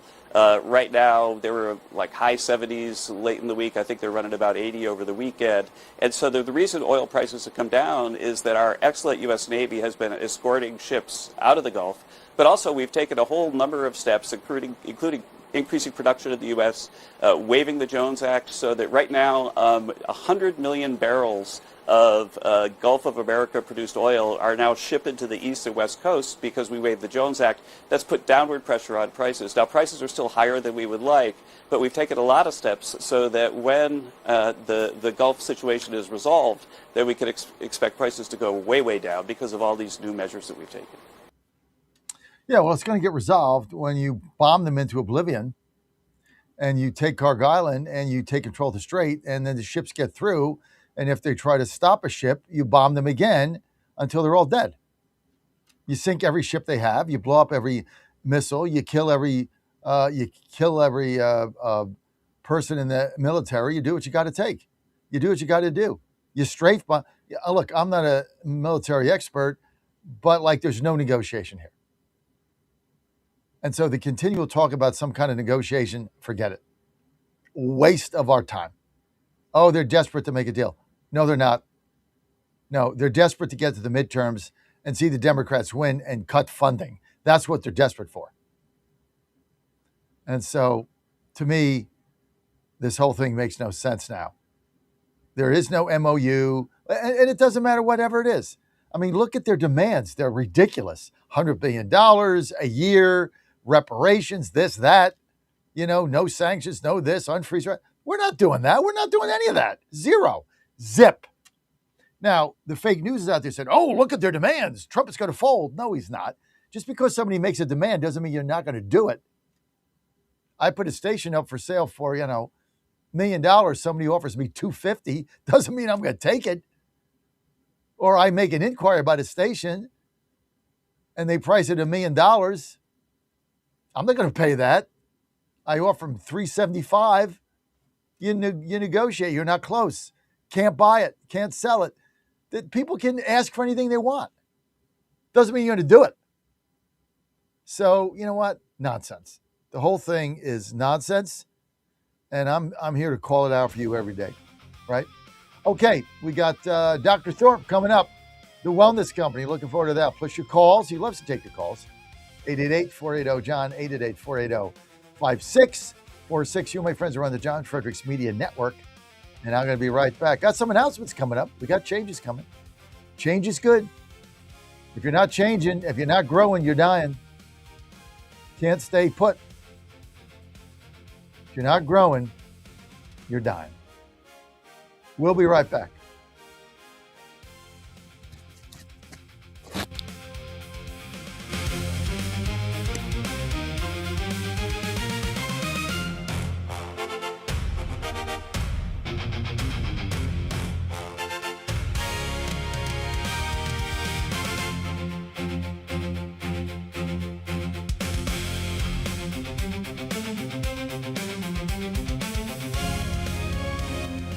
Ponder this. Why would God permit evil to occur? Why does he allow bad things to happen to good people? Why doesn't he intercede when innocent people are unjustly accused? These questions sometimes cause good people to turn their face away from God and question the very existence of God. But God does exist, and he does permit evil. Why, you ask? The short answer is that God permits evil to bring about a greater good. Think about this. The greatest evil ever committed is the killing of our God, Jesus Christ, the second person of the Holy Trinity. From this great evil came the greatest good, the opening of the gates of heaven. That's right, heaven did not open until Christ shed his blood for us. We must always trust God's plan for our salvation, especially when hard times fall upon us. Pray, trust, and persevere in good times and bad. I'm Susie Kelly, and I am passionately Catholic. Everybody's talking about weight loss injections because the results are so dramatic. They work by lowering blood sugar and reducing appetite. So, what if you're looking to lose weight but not interested in painful weekly injections, especially when you hear about some of those intense side effects? That's why doctors created a weight loss supplement called Lean, and the results are remarkable. The ingredients studied in Lean have been shown to lower your blood sugar, burn fat by converting it into energy, and curb your appetite and cravings, so you're not as hungry. But listen, Lean is not for the casual dieter with only a few pounds to lose. The doctors at Brickhouse Nutrition created Lean for frustrated dieters with 10 or more pounds to lose. Get started with 20% off and free rush shipping so you can add Lean to your healthy diet and exercise plan. Go to takelean.com and enter the code Godzilla for your discount. That's discount code Godzilla at takelean.com. And they're off. This summer, the Thunder returns to Colonial Downs Racetrack. Live thoroughbred racing June 25th through September 7th. Feel the excitement. Hear the roar of the crowd. Experience Virginia's premier horse racing destination every Thursday through Sunday all summer long. Bring the whole family for Family Fun Sundays, packed with activities for all ages. Parking? Free. General admission? Free. Memories? Priceless. Make Colonial Downs Racetrack your new summer fun time tradition. Get tickets and race day info now at colonialdowns.com. Washington is wasting $500 million every year on a federal supervision system that doesn't work. Probation officers are overwhelmed. Resources are going to people who pose zero threat, while actual dangerous individuals slip through the cracks. The Safer Supervision Act stops the waste and refocuses every dollar on protecting families from harm. President Trump's own pollster found about 80% of Trump voters want this fixed. It's time for Congress to get this done. Stop the waste. Protect our communities. Visit safersupervision.com. Paid for by the Reform Action Fund. Back here live at the Waterfront Village with my friend, the zombie, Jonathan. You're looking good. Jonathan just got an awesome face paint job. What do you think? I like turtles. All right, you're great zombie. Don't touch that dial. You found your home of the truth. Do you solemnly swear to tell the truth, whole truth, and nothing but the truth? With the best analysis in America. You can't handle the truth. And now back to the John Fredericks Show. It's great to have you back on the John Fredericks Media Network, and I am your Godzilla of the truth in America, your oracle of the deplorables. Hey, Dr. Thorpe coming up. Loving to get Dr. Thorpe on because he rocks and rolls. Chief of Maternal and Prenatal Health at the Wellness Company, which, of course, my favorite company of all companies ever, because we got our medical kit. We're now ordering vitamins off them. It's one of the best things out there. But it's good to have you guys with us, and it's good to have Dr. Thorpe coming up. Let's make some changes and announcements. Okay, Dan, shall we go ahead and do that? We got changes. Now, starting last week, it debuted now every day, 6 to 7 p.m. on the John Fredericks Media Network. It was called Pass the Wire Sports. After a week, we changed the name and rebranded it to Game On America. So same cast of characters, but Game On America, hosted by Frank Zaccanelli, former owner of the Dallas Mavericks and former president GM of the Dallas Mavericks. By the way, good friend of Don Nelson, who just passed on Sunday. And our heart goes out to Don and his family, those that followed him. You know, it was interesting, Dan, most of the feedback that I was getting from our team on Godzilla and from WVSN and everything was about, and from Frank, was about what a great coach he was. And, you know, watching him coach, and he coached Dallas and Golden State and things of that nature way back in the day. But I remember him as a player with the Boston Celtics. So, I mean, that shows you how old I am. I remember watching him play when my father once in a while would take me to the Garden, the old Garden, to see the Knicks with, I guess, Willis Reed back then and Walt Frazier, Clyde. And he played for the Celtics. So I remember him as a player, was very good. So, but R.I.P. Don Nelson, great player, great coach, great all-around guy, and a very close friend of Frank Zaccanelli. So I know Frank is in mourning now with his wife. So tough day for those that follow Don, and sure he's in heaven now. Got James Thorpe coming up, and it's great to have everybody with us. A couple other changes coming on. Wendy Bell Live. Fasten your seatbelts, Danny. Lace them up and lace them tight. 1 week from today, August 17th, 10 to noon, Wendy Bell Live. It's the John Fredericks Media Network. And, you know, she was on a long time in Pittsburgh. She got fired over COVID. And then she kind of did a, podcast thing and an internet thing. But now we got her back live on the radio. And that's going to be starting 1 week from today, 10 to noon a.m. Michael Patrick Leahy moving from 10 to noon until 3 to 5 Eastern, 2 to 4 Central, obviously. But Leahy will move there. And then, of course, in the first week in September or thereabouts, we don't know exactly when the FCC signs off on it, but I'm hoping early in September, based on historical trends, we should get their approval, and then we will take over WAKM AM 950, and that is in Williamson County, based in Franklin. We'll combine that with our Nashville station, WENO AM 760, The Flame. And we're going to be a blowtorch in Middle Tennessee, Dan. So we're looking forward to that. Should be fun, and we should be getting that approval. We think probably around the first week of the month. Could be middle of September, could be end of September. Basically, what is on the FCC schedule. But if you look at a station that size, that's kind of what we're tracking it. So it's all good. 888-480, John. You want to weigh in? 888-480-5646. Dan, is that all the changes? Do we have anything else? Have I covered it all? I think that's basically everything. We got everything. another big one, Danny. Oh, I forgot the biggest one of all the big changes, the biggest one ever. And that is the West Virginia University pre-game football show, baby. This thing is going to rock your world now. It's 2 hours before every single West Virginia University home football game. This is our pregame show. It's called the Mountaineer Tailgate, hosted by Mitch Rogers, from the press box to the parking lot. And it debuts on August 28th, which is not before a WVU game, but before the first Big Ten game with Texas Christian. And then every Saturday after that, 2 hours exactly before every West Virginia University game. You're going to love this show. This is the people's show. This is not the suits up in the press box and they tape it on Wednesday and everything is buttoned down and, it's, Tony McCraney and all that nice stuff. And, good luck to them. No, this is the People Show. This is right in the parking lot, right in the tailgate. We'll have our bus there. I mean, this is from the press box to the parking lot. You're going to love this show. The people's perspective. It's the fan show. We're going to have former players. It's just going to be a blast. I think the first week it's also going to be co-hosted by State Senator Chris Rose. We got Pac-Man Jones is coming on. I heard the first week. This is going to be a blast. So wow. It's going to be so much fun. We got Pac-Man coming on, and then we're going to go from there. It's going to be a lot of fun. I can't wait. And that's going to be, now you can get that obviously on all of our West Virginia University radio stations. You can also get it on WB The Torch. So it's not going to be played nationally, obviously, because if you're in Nashville, the West Virginia pregame show has no relevance to you. The volunteer pregame show does. So we'll be playing that.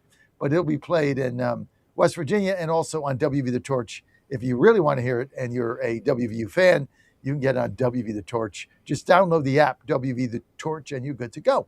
Final thing, about 2 weeks, I think, maybe next week or the week after, our TV channel app debuts, where you'll be able to download jfmn.tv. It's about 2 weeks away, I think.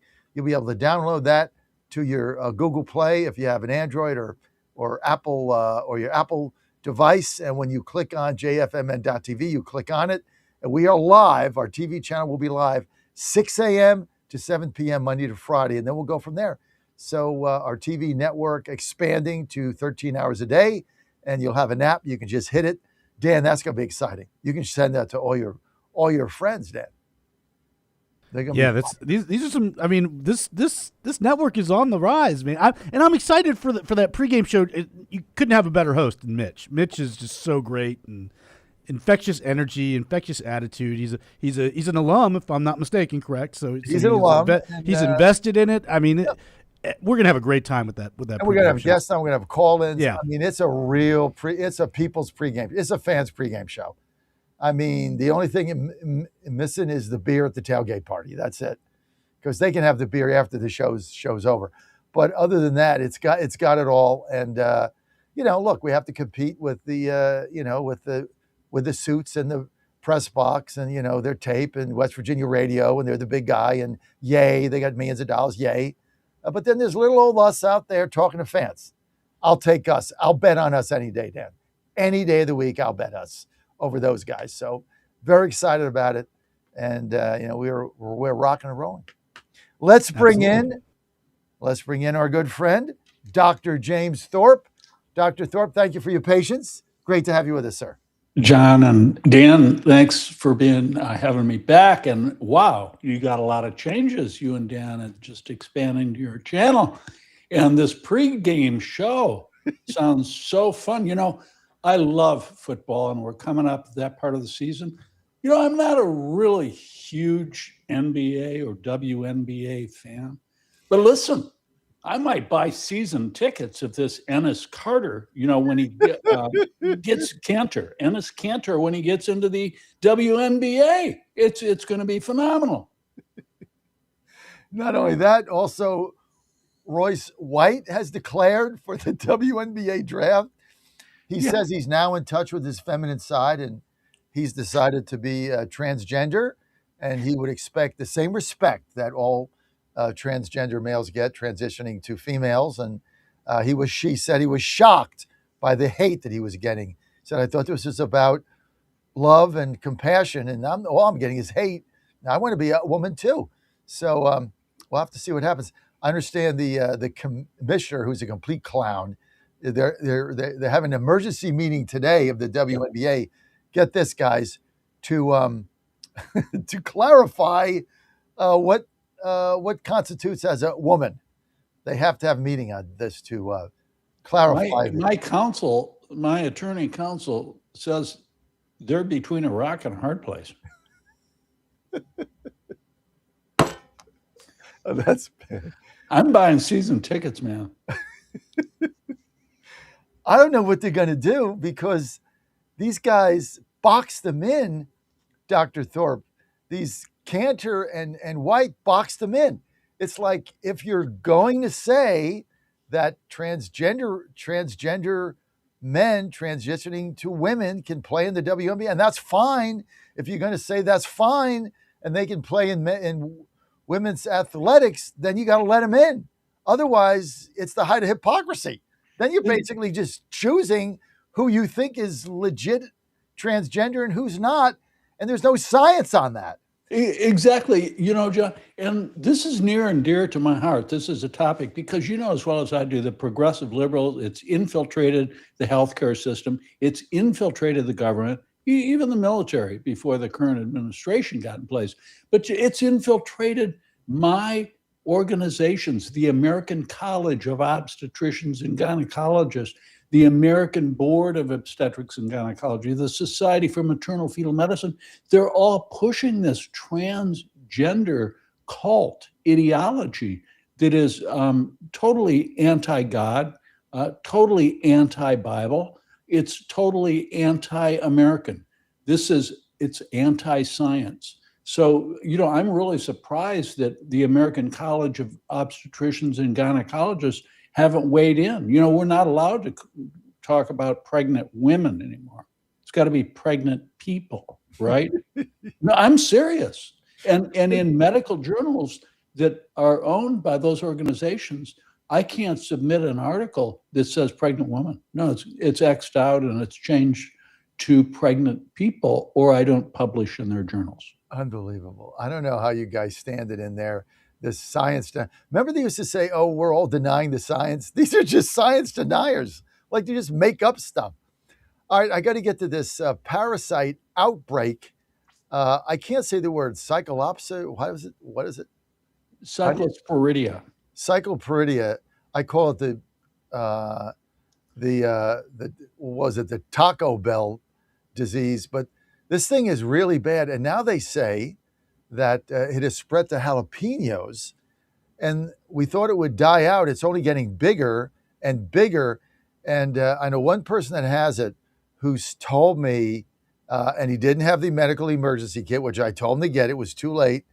He told me that he had the worst, most painful diarrhea. He was in his 60s in his life.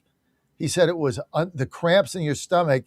And he said you couldn't walk 2 feet without having to go to the bathroom, and it just pours out water. And he said it's painful. And he said it took him 3 weeks to get over it. He couldn't go to work. And I'm like, well, if you had your medical kit, you would have been over this in 36 hours. So now he's got one, but it's too late. What is going on with this thing? Yeah, you bring up some really important issues here. If you believe the CDC and FDA anymore, and I don't know how anybody can trust anything they say anymore after what our country and nation has been told the truth about what they've done over the last 3 months, especially with Fauci and such. But if you believe them, the CDC and FDA have isolated. They have, according to them, the source of this outbreak is from iceberg lettuce from Taylor Farm de Mexico. So now it has really risen. It's in 27 states. Nationally, they're reporting like over 5,000 cases. But interestingly, the most recent statistics from Michigan, my home state, although I live in Florida, I'm originally from Michigan. They're talking about north of 12,000 cases, 12,458 to be exact to date. And they're talking about 2 deaths. Now, usually cyclosporidia does not cause deaths, but in individuals that have other compromising medical conditions, as you just mentioned, you throw cyclosporidia on top of it and severe diarrhea, that can be a lethal combo, especially if you don't address it early. As you pointed out, it's been a golden rule in medicine that the earlier you treat a disease, the better outcome you have. And this is exactly why it's so important for all Americans to be prepared. And the best way to be prepared is to have these medications at home, not be dependent upon our corrupted, dilapidated healthcare system, going to the emergency room, waiting 12 hours, and so this is very, very important. I just want to point this out because I want you to walk our audience through this before I get short on time. This is my medical emergency kit. I've got several of them. In fact, I've got to replenish it. Let me just write that down because Ann was on me this weekend about it. So we've got several of these. Walk our audience through. If they get the symptoms of this parasite, which is really bad and it's spreading, if they see the symptoms and they have a medical emergency kit and they open it up, walk our audience through exactly what they do in order to get ahead of it. Yeah, this medical kit, very, very important for every single American family to have at least one in the house. And it is comprised of 8 potentially life-saving prescription medications, including Suptra DS. Suptra DS. So if you think you have cyclosporidia, obviously, if you have the kit, you've been in contact with a doctor, you come down with the symptoms, and you're not allergic to anything. Of course, you've already gone through this with a doctor that prescribed the kit, then you would start Suptra double strength, Suptra DS, also known as Bactrim, twice a day. And the sooner you start it, the better. You make sure you're not allergic to it. And it's right in the kit. Otherwise, you're looking at like your friend that had the worst case of diarrhea he's ever had in his life. It takes, as it progresses in the disease process, it becomes more difficult, and the response is quite a bit more delayed than treatment earlier on. And it can be very, very serious, as you mentioned, explosive diarrhea, severe bowel cramping, among other symptoms. And so if you take what you recommended when you feel the symptoms come on, let's say it's the second day, how is it going to change the time frame of recovery, which is now some people saying about a month, 3 weeks to a month. Sometimes they go on for 2 months, but the average seems to be about a month. How does that track that down? Great question. That data is not available to my knowledge. I haven't seen it if it is. But what I can tell you is that if you start it, if you think you have exposure, I would start it immediately. And I would guess that you might even abort the disease. In other words, you might knock it off before it gets a significant step, hold, or capture of your gut and starts replicating. So, my guess is that it could be something that might be over with in just mild symptoms in a few days rather than a few weeks.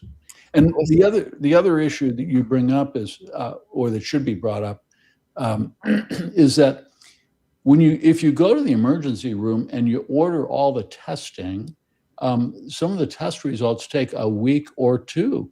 So most of these cases are being treated empirically, meaning they're being treated without a diagnostic test, which is reasonable to do. That's what most doctors are doing. So, these reported cases are probably just the tip of the iceberg because, like, for example, the 3 people that I know that contracted it, they were working over at my house, and 3 of them, and they contracted it. Well, their doctors just treated them. They didn't even do any diagnostic testing. This is the key, is being prepared and getting in front of this stuff. And why suffer? And I've said this, that is a virus, flu, whatever it is.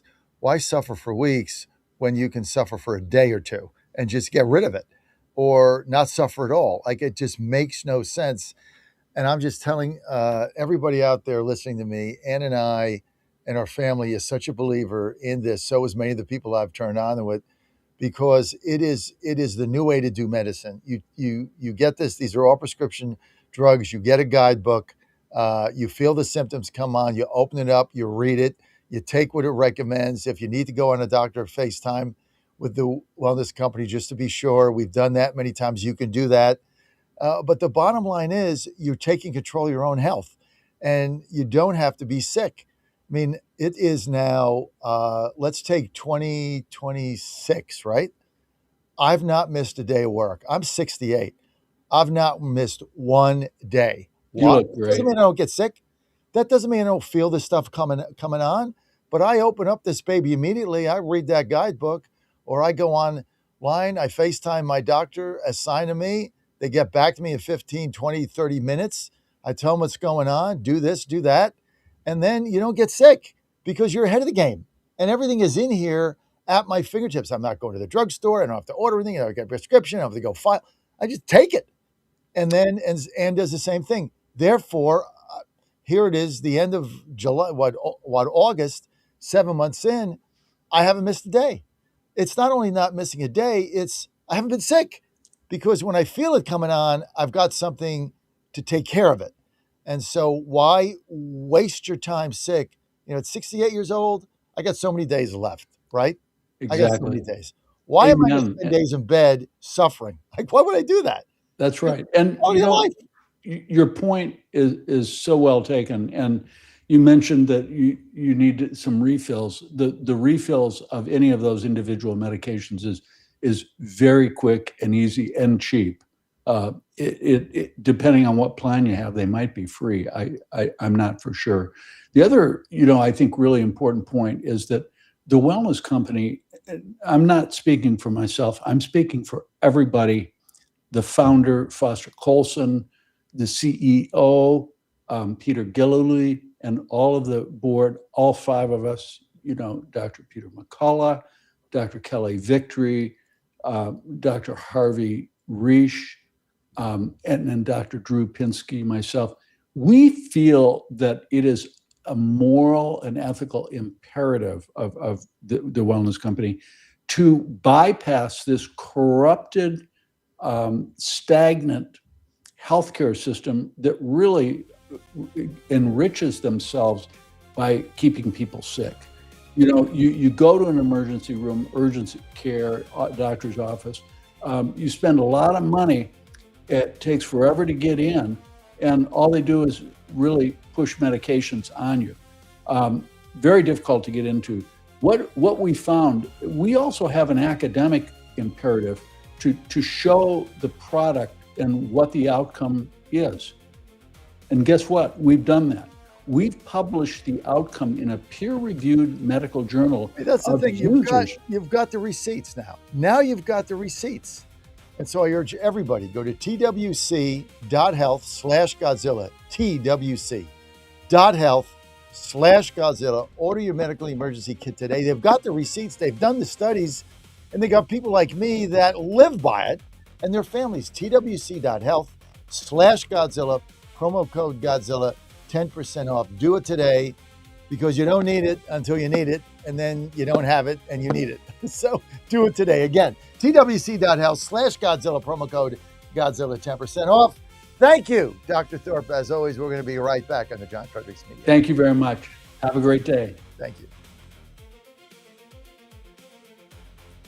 AFB Portsmouth, AM 1650. Thomas Thomason. It's something that multiple polls tell us is quite popular with Americans of all political stripes, with the Senate dragging its feet on the bill nonetheless. The Senate leaving for vacation and not moving President Trump's Save America Act forward before the 5-week recess. The bill would require ID to vote, which many Democrats oppose. President Trump having some fun on his Truth Social page, noting the irony of this video posted by former Vice President Kamala Harris, who says this. This president is trying to push this SAVE Act, which basically would require that for people to register to vote, you're going to have proof of who you are. Laura Winters reporting. With the midterm elections fast approaching, the Republican National Committee is preparing to host an unusual midterm convention scheduled for next month in Dallas. It will focus on portraying Democrats as captive to socialist and progressive extremists. GOP operatives have compiled extensive footage of figures like Hassan Piker, James Tallarico and Michigan Senate nominee Abdul El-Sayed to depict Democrats as out of the mainstream, with speakers including Vice President J.D. Vance, HHS Secretary RFK Jr., and President Trump delivering primetime attacks. Ken Lorman reporting. Progressive candidates for governor in Wisconsin and U.S. Senate in Minnesota making their final appeals ahead of tomorrow's primaries. Democratic incumbents in Connecticut also trying to fend off challengers from the left. Iran continues insisting on restrictions on shipping through the Strait of Hormuz as it negotiates the future of the strait with Gulf neighbor Oman. The U.S. insists the strait is an international waterway and should be open to all. The Dow futures are down 59 points, while the Nasdaq futures 31 points higher, and the S&P futures are up 3. More on these stories, townhall.com.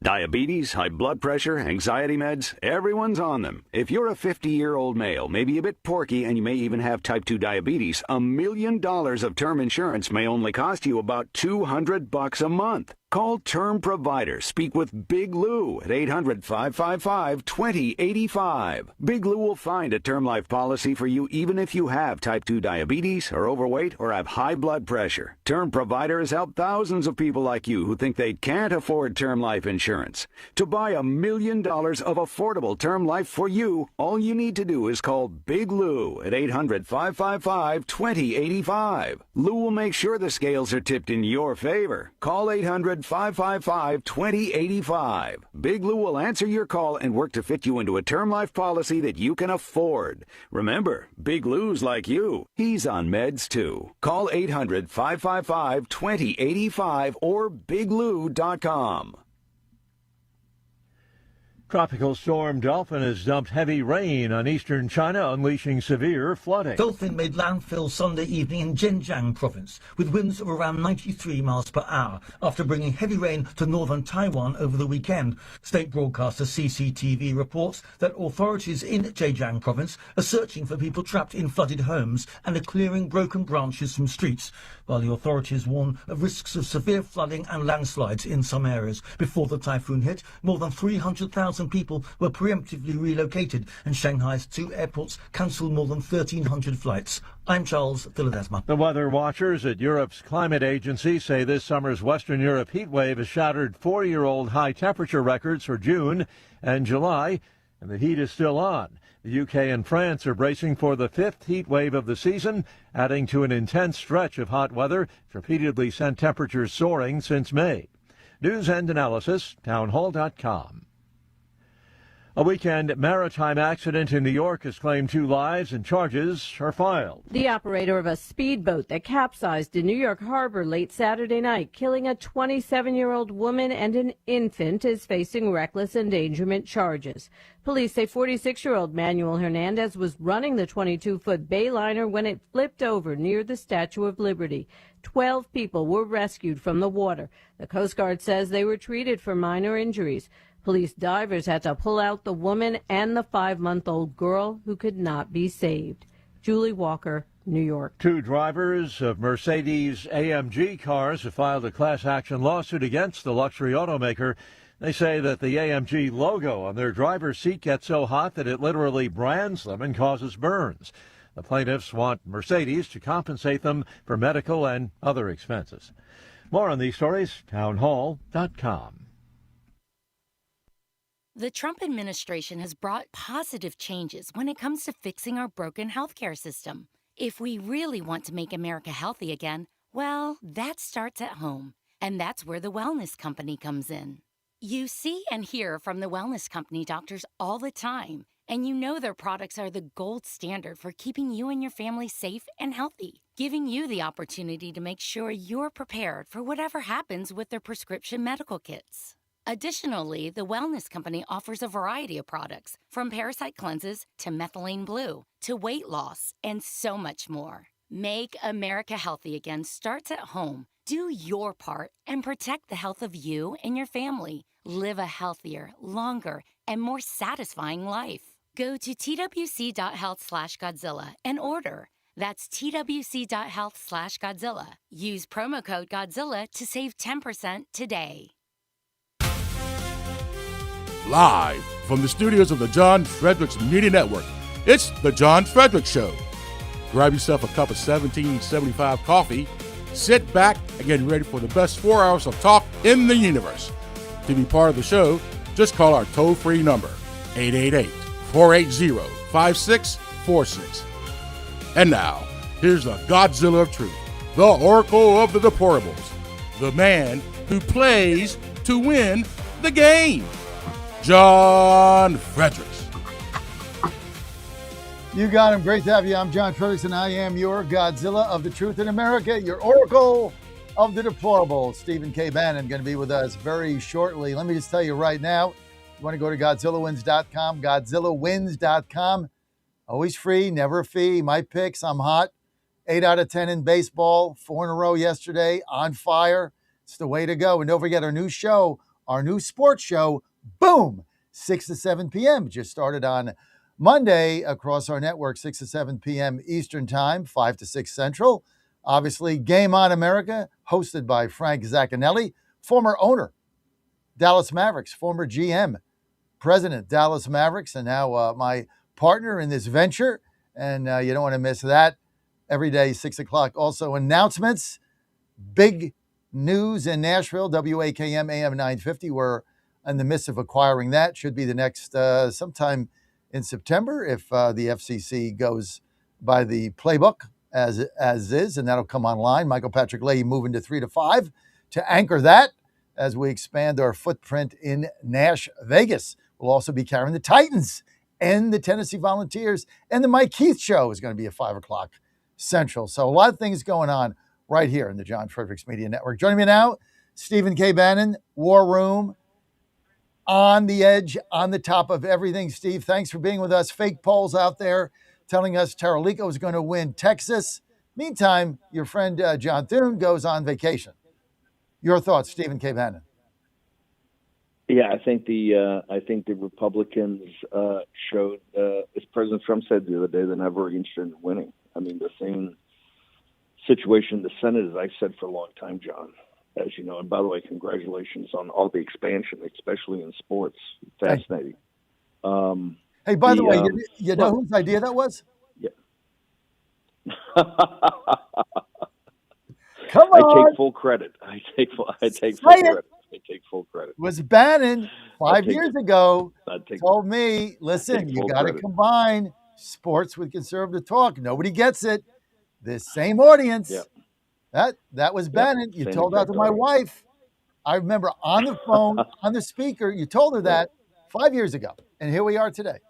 We always take your advice. I like talking to decision makers. I think the Thune thing is look, we're less than 90 days away. The grassroots are looking for the MAGA leadership at the grassroots level are looking for some guidance of what to do here. And I think Thune essentially told you that they're not that interested in holding the Senate because they didn't do anything. And they're in your face about not doing anything, with the Save America Act not even being addressed. And they've thrown out some, we're going to attach it to a reconciliation bill. I think Gateway Pundit, Jim Hoft, has a great piece at the top today. It was their lead story about how they're going to continue to do the pro forma for the 5 or 6 week vacation. They're going to do a pro forma session every morning so they don't have to have official recess, so President Trump doesn't get any recess appointments. And people should know Carrie Lake was pulled out of the ambassador's approval. Our Dave Bratt, one of our co-hosts, has been approved got confirmed as the ambassador to Australia. But Carrie Lake got pulled out, I think, by Tillis at the last second. And there's not going to be, every day just to show another attempt to humiliate President Trump. They're never going to go in recess because Mitch McConnell and that clique doesn't trust President Trump to do recess appointments. There's not been a formal day of recess by the Republican Senate in the entire time since President Trump won the first time. So for people looking for motivation, you have to hold, there's going to be 15 or 20 of these seats in the House that we probably have to win half to maybe 2/3 of to hold the House by a seat or two. The Senate's in play, and I think there should be some. I think there'll probably be some good news coming out of Michigan tomorrow or Wednesday on the first real polling done up there, which I believe will show Rogers up a couple of points. The Senate's in play, but it doesn't seem like the Republicans are very serious about motivating anybody to go out and work to save it, and they're just going to rely upon the money they've raised. This record amount of money they've raised from Republican donors, big business, and the oligarchs to save them by putting it up on TV. So comment on this. The Cook Political report over, I think it was on Friday, came out and said GOP leaning 212 seats. They've got 18 seats in play. I think that's pretty accurate. 18 seats in play. And of course, to get to 218, you've only got to win 6 of the 18. So Democrats have got to win 13 of the 18 to gain control. If you believe in the Cook's analysis, which normally is not spot on, but it's reasonable. What is your reaction to that? Yeah, we follow Cook and some others very closely. I think Cook is generally directionally accurate. Just being a little conservative, we back off that a bit from the 212 down. There's a couple of seats we think are, so we're back to about 2-6. So we think there's anywhere from 8 to 12 seats that you have to secure. And that gets to be that half of the seats that are out there, the 15 or 20. We'll be coming out with a more definitive list here in a week or two about where people should focus. We're doing some independent assessment right now, but it'll come down to those districts. And like I said, it'll be a dogfight. But here's the thing. It'll be highly concentrated. And MAGA will be able to really focus on, the classic MAGA technique of canvassing door to door, getting lower information voters, particularly lower propensity voters, and specifically those supporters of President Trump and MAGA that, traditionally don't vote in midterm elections or only vote when President Trump's top of the ticket, because he is top of the ticket here. I mean, the Democrats released last week, as we've been warning, that they have a full-scale, I think 3 law firms, Jamie Raskin's running this. They're prepared to go and, as we said, probably move to impeaching very quickly, but not hold a trial, not really get serious about it, probably for a year, right? So they would do that in the first days of 2027, but as soon as they take hold of the House, if they were to win, and but have a year of subpoenas and front-page stories and all this, going after the White House staff and trying to get people to flip, and all the drama we had last time. But this time they're much more sophisticated than even in 2018 with Pelosi. I mean, they've got law firms that are going after all this perceived corruption and to really have these show trials. And they intend to not just end Trump, but end MAGA and Trumpism with investigations, hearings, et cetera. So it's, the House is everything. The Senate people, it's not that we dismiss the Senate. The Senate investigation capability is quite substantial. They have bigger staffs, normally more sophisticated people, but you have to hold the House. You don't hold the House, they're already teeing up. In fact, they're raising an incredible amount of money now from their donors, particularly small donors, about basically that this is their opportunity to finish Trump and to finish MAGA. So you're right. I think the Cook report's a good one to look at as a base. We're a little more conservative than their 212, but my point is, John, it's tough but doable, and it's just going to require maniacal focus and motivation. I think people have to, start signaling we're playing to win here and not playing to not just giving up, but we're playing to win. Make odds on us keeping the House. I think the odds are, I always said from my days at Goldman Sachs, if you're less than 80%, that means it's not going to happen. So let's say I'm less than 80% right now, but I think we can hold it. Like I said, tough but doable. We can hold it if people get properly motivated. Look, the president is obviously our leader. I mean, when he tells Jake Sherman, hey, I think Hakeem Jeffries is an okay guy, we can work together, that's probably not the message that would be sending out with 90 days to go. I don't believe President Trump's trying to be gracious and the president and the leader of everybody, but I don't think Hakeem Jeffries is a good guy, and I don't think there's going to be any possibility that we can work with him. In fact, I think Hakeem Jeffries, to hold his own speaker, to potentially become speaker, has to essentially guarantee his most radical, these kind of Marxist jihadists that you see popping up. Oh, by the way, which I would not see if I was Johnson before I turned it over. I would not see some of these people. Hakeem Jeffries, I'm sure, is going to have to make a deal with the devil that his entire focus is going to be on taking down Trump and taking down MAGA. So, like I said, this is very tough, but it's doable if people are properly motivated and a couple of things break our way. And, as you, John, know better than anybody, you've taken the bus around, the Virginias and the Indianas and the Texases and the, Pennsylvania, you got stations. Your whole strategy was put stations in battleground areas, particularly in Pennsylvania, how tough this is going to be. But like I said, it's definitely doable if people are properly motivated. And the MAGA leaders, because we're not taking the show back to D.C. until after the election, the people we meet with and talk to daily are looking to be motivated. I mean, they want to make this work. They really want to. They want to hold the house, and they want to try to, move on. Steve, how serious is the Marxist jihadist threat in the United States? I think it's everything. This is why we've preached against this war from day one, or more overseas engagement or expansion right now. The enemy's inside the wires. John, we've talked about for years, and now it couldn't be more blatant. It's the top, I think, 25 cities in the United States. We don't control 20 of them. And when I say don't control, I mean they just renounce, reject federal law, immigration law. You look at New York, Chicago, Minneapolis, Portland, San Francisco, Los Angeles, some of the biggest, most important cities in the world, the global financial capital of the world, is controlled by Marxist jihadists. These people are not shy about exerting power. Now you have in the industrial heartland in Michigan. Remember, World War II was won because of our ability to be the arsenal for democracy coming out of Detroit. Detroit's still absolutely central to the manufacturing capacity of the United States, and you have a radical Marxist jihadist,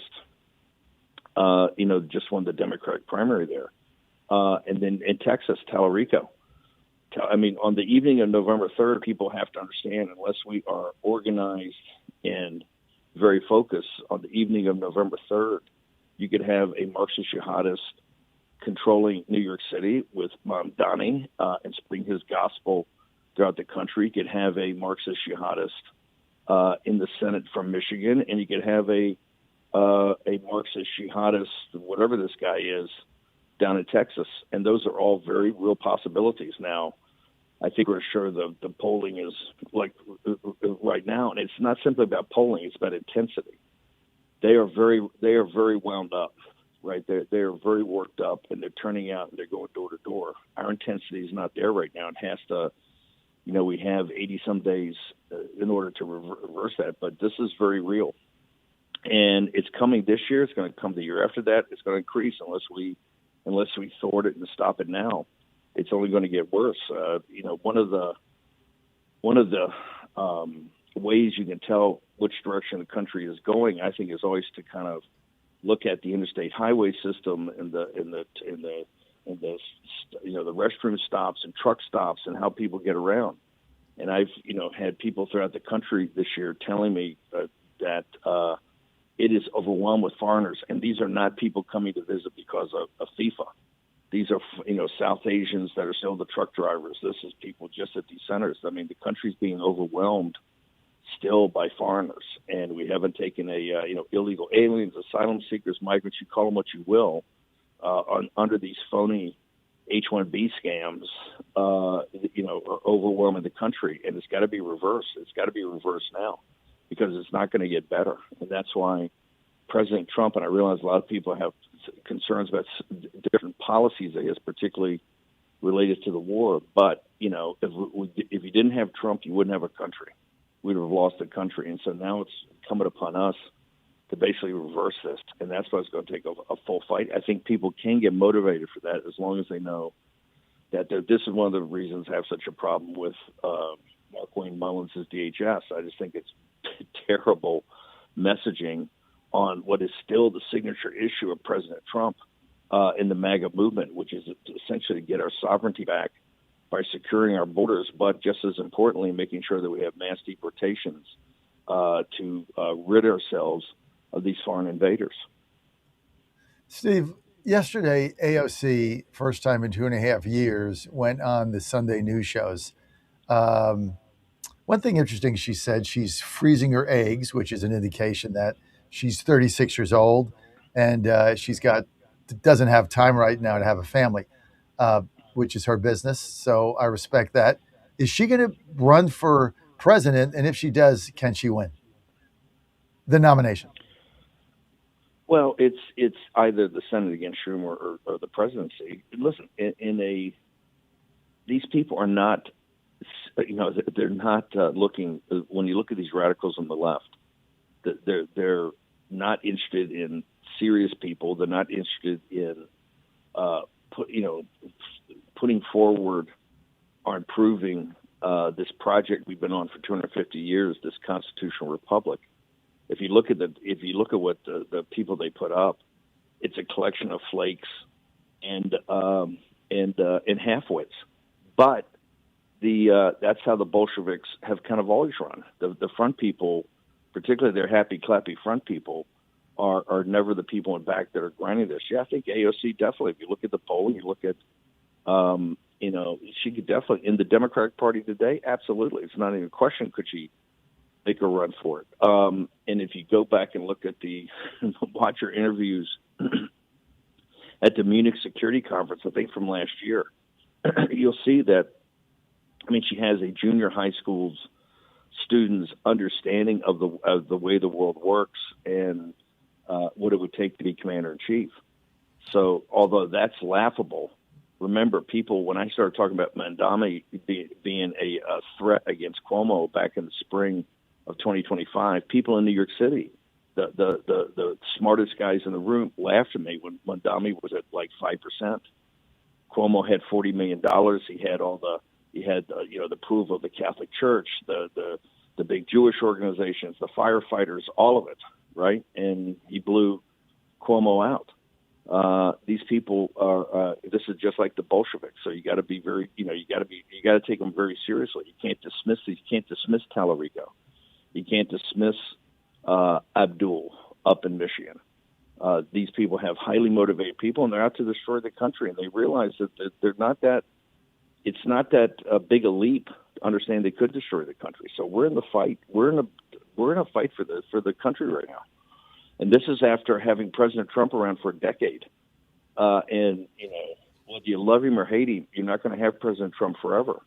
This is why you got to man up at the next level and get serious about this. And right now, stop the happy talk, and we got to go back to the core issues. 100%. Steve Bannon with us, Stephen K. Bannon, War Room, 10 to noon, Monday to Friday, 5 to 6 p.m., then Eastern. And then on Saturday, 10 to noon as well. It's not a podcast, by the way, New York Times. It's a live freaking show. Just FYI. Steve loves to take calls. If you want to talk to him, 888-480-JOHN, 888-480-5646. Back in the day, we called it, what did we call it? The Latin word or the Greek word or something? You called taking calls of Vox Populi, the French word. That was it. Vox Populi. I just remembered that. We need to bring that back, Dan. Steve used to call it Vox Populi, Vox Deum. The voice of the people is the voice of God, as the Romans said. Vox Populi. I got to write that down because Vox Populi, Vox Deum. I think my Latin from Benedictine was Vox Populi, Vox Deum. The voice of the people is the voice of God. There you go. What are we going to do with the Iran situation? Now they're belligerent. But I've advocated this for a long time. Is that it's economic warfare? You have to focus on it. We should have never taken the foot off the throat economically. We should never let them transit out this oil to the Chinese Communist Party for cash. And, 6 weeks ago, we allowed them, and for this MOU, and the MOU I was not a fan of. We gave them $500 billion. It's most importantly, they had JD and Jarrett had this paragraph in there that talked about some sort of mechanism for the Strait of Hormuz, and they brought Oman into the picture in the MOU. Yeah, I said at the time, this would cause you bring Oman into this thing with the pirates in Persia. You're gonna have, this is what we got. They cut a deal amongst themselves, and then send it to us, which is obviously an insult. Reparations, we're gonna pay for this, so you're not going to get a deal. We had Trina Parsi on 2 months ago. He said flat out, you're never going to get a deal. So if they want to be tough guys, just go back to economic warfare. We had them in January. We crushed them enough that, millions of people took to the streets to bring down the regime, and 40,000 people, I think, got killed in that.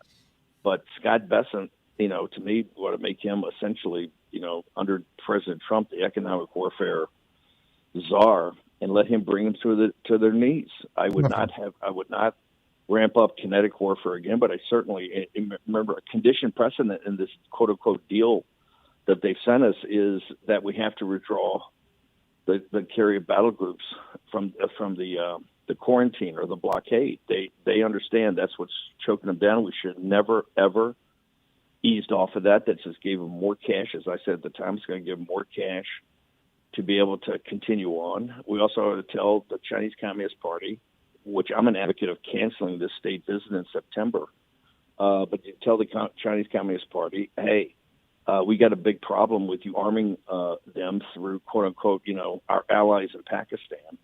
So I think it's time to get serious now. This weekend, Netanyahu told us point blank, I don't accept the 15-point plan, because he needs continual war to win his election. So, you're not going to get peace in Gaza. And on the other side, the Persians sent you something back that could not be more insulting. So I think you take the longer view of this. You don't go kinetic again. You get serious on every aspect of economic warfare. You tell the people in the region, no more money laundering, no more using the banks in Dubai to get them cash. Cut them, make sure the Europeans are on board with this. You cut them off, and you tell the Chinese and the Russians the same thing, that you want to be cute here and continue to fund this and back these people, then there's going to be economic consequences for you, particularly the Chinese Communist Party.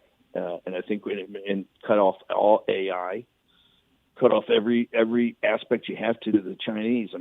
We're at war here, and the Chinese are the most significant ally of the Persians, which I've said for years. So it's now you see the response. You're not going to get you're not going to negotiate your way diplomatically from these people, because they're pretty tough and hard bitten. And look, it's a massive country. If you put Iran, if you superimpose it on a map of Europe, it goes from the beaches of Normandy all the way almost to the Russian border, past Berlin. And people remember it took us, it's what took us a year and it took us a long time to get from, over a year to get from Normandy all the way to Berlin to end the war. So this is a massive geographic area. It's got 90 to 100 million people.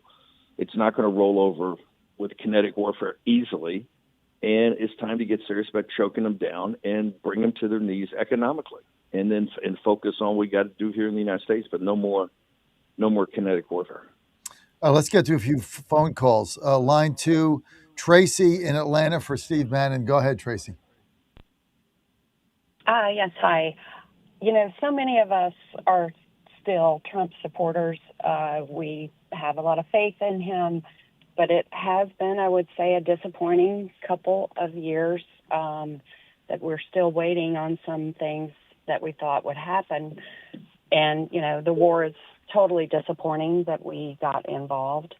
And I would love to know, though, what are your thoughts on, there's been so many assassination attempts, but the Butler shooting, it's my understanding that he pretty much shut down the investigation.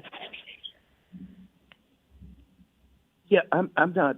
I don't know the details of they shut it down or not, but these assassination attempts, concern me tremendously, and services inability. I think one of the things that we ought to say, look, part of your disappointment, I'm sure, is that there's been no perp walks. Fauci hasn't been perp walked. McCabe has not been perp walked. The deputy at Comey hasn't been perp walked. Brennan, all of it.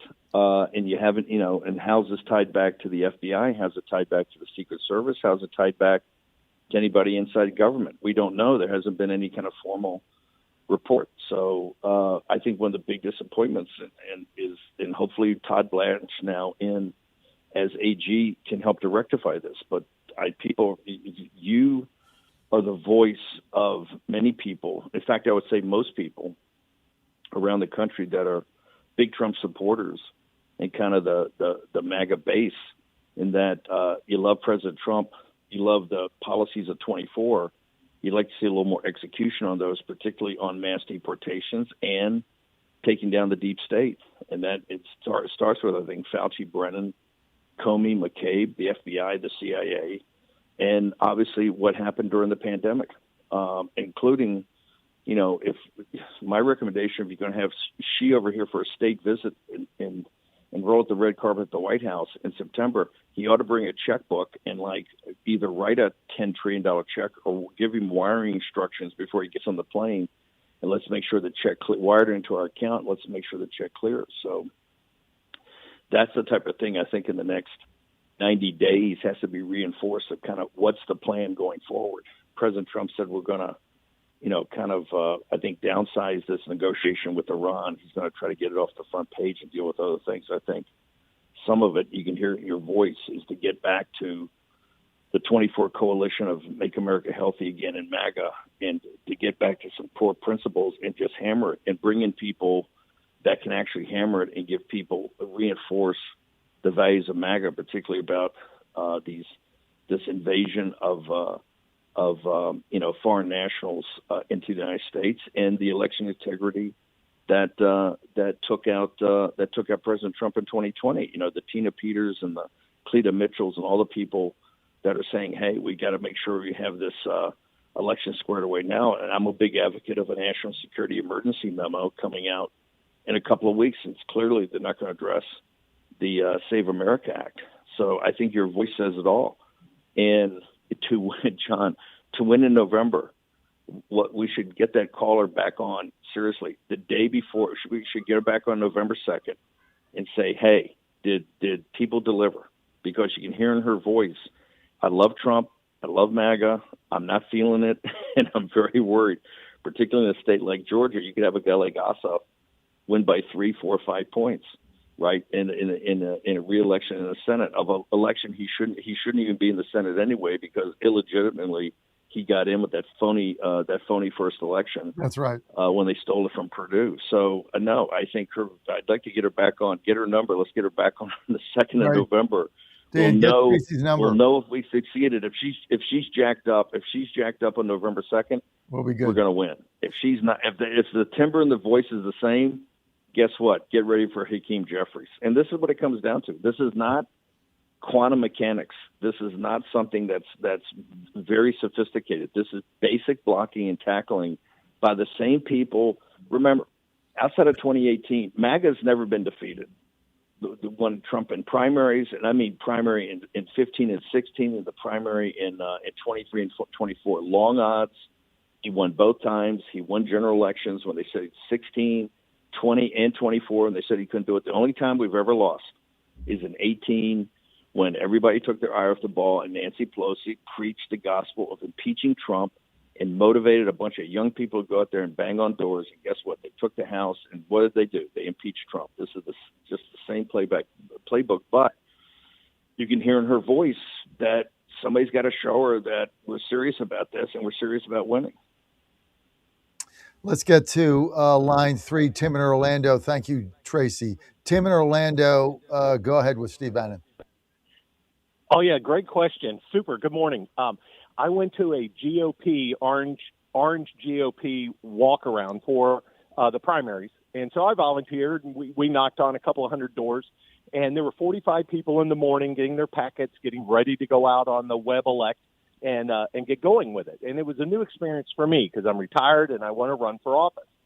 So they introduced me to the group. They introduced all the new people. I introduced myself, Tim Swope from Orlando, and I want to run against Maxwell Frost, who's a Generation X. And they all laughed at me, John. They all laughed at me. I mean, they had a belly laugh saying it's impossible. They redistrict District 10, which I live in, and he's a lock-in. In fact, he's running unopposed. A Generation Xer called Maxwell Frost, who's already been kicked out of hearings. He's got a high school education, a GED from an art school, and he passed himself off as an Uber driver, youngest person in Congress, but he was really working for all the campaigns organizing youth. So he's really good at organizing 18 to 24-year-olds to come out and knock on doors. My question is this.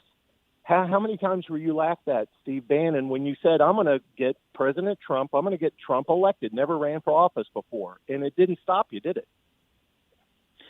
It's a great question, and I want to bring this back to the DSA guys. I mean, they've copied, you've kind of nailed it, they've copied what MAGA, and particularly, remember, it was self-organizing, right? There was no real structure to it back in 14 and 15. You really had guys like Cernovich and others, even the people called the Pepes and Facebook. It was self-organizing. But Mandami and this crowd, this is when I warned people about Mandami in the spring of 2025, it was exactly about this. I said, look, Cuomo may have $40 million, and he may have from the Catholic Church to the Jewish establishment to the New York Times, the New York Post editorial board. He may have all that, and the cops and the firemen, everything traditionally you've done in New York. It doesn't matter. What Mandami has is thousands of these kids in Brooklyn and in Queens and in the Bronx knocking on doors and canvassing every day to bring out lower propensity voters that don't normally vote. I saw this again in Texas when we shifted the show to Texas earlier this year to focus on the proposition on prohibiting Sharia law, and also to put some energy into Paxton's campaign.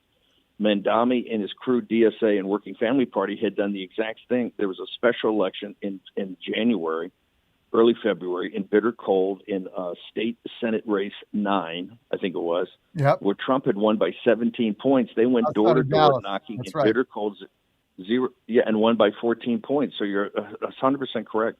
People should not laugh at the Uber driver. Like I said, their credentials and their understanding, like AOC or Abdul, these people, their understanding of really how the world works and how you actually can help generate wealth in an economy and all that is not relevant. They have the ability to go and organize and knock on doors, and they have energy besides them. So people that laugh it off, don't really understand what's going on. This thing for Mandami, DSA has got very dark foreign money in back of it, very sophisticated.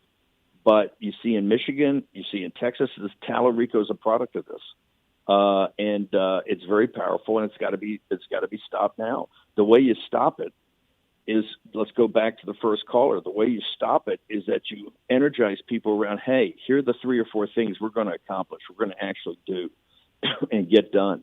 And it's centered around the MAGA agenda. You will have people motivated to go out and do the same. But if we don't, that energy you're seeing on the left is what's going to carry the House. The Senate, I think, is a little different, but definitely will carry the House. And to me, that's the game right now. So those are 2 great calls. Unfortunately, John, I got to bounce and get ready for the show. But if you take both of those calls, the one that the fears in the voice in Georgia that loves Trump and loves MAGA but is not feeling it, the other from Florida that's seeing, hey, you go door to door and they're laughing in your face because they got Uber driver that's organized them.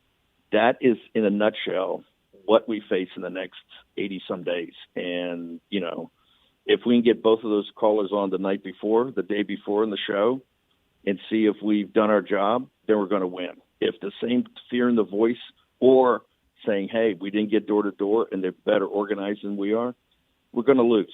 It's that simple. It's not quantum mechanics. It's pretty straightforward, but that's a great nutshell, a great summary from 2 callers of where we are right now. Steve, thank you. Thank you for your time. Steve Bannon, this is why we do Vox Populi, and you can follow Steve, War Room. Hang on. Don't forget Vox Populi, Vox Deum. The voice of the people is the voice of God. Vox Deum. You just heard it right there. I know. Thank you. Thanks, John. Right, exactly it. Steve, thank you. Okay, let's go to a couple more calls, and then we'll go to a quick break. And we've got Jay DuBoyer coming up, Michigan House of Representatives, District 63, Killer Carl, Pennsylvania, line 2, go.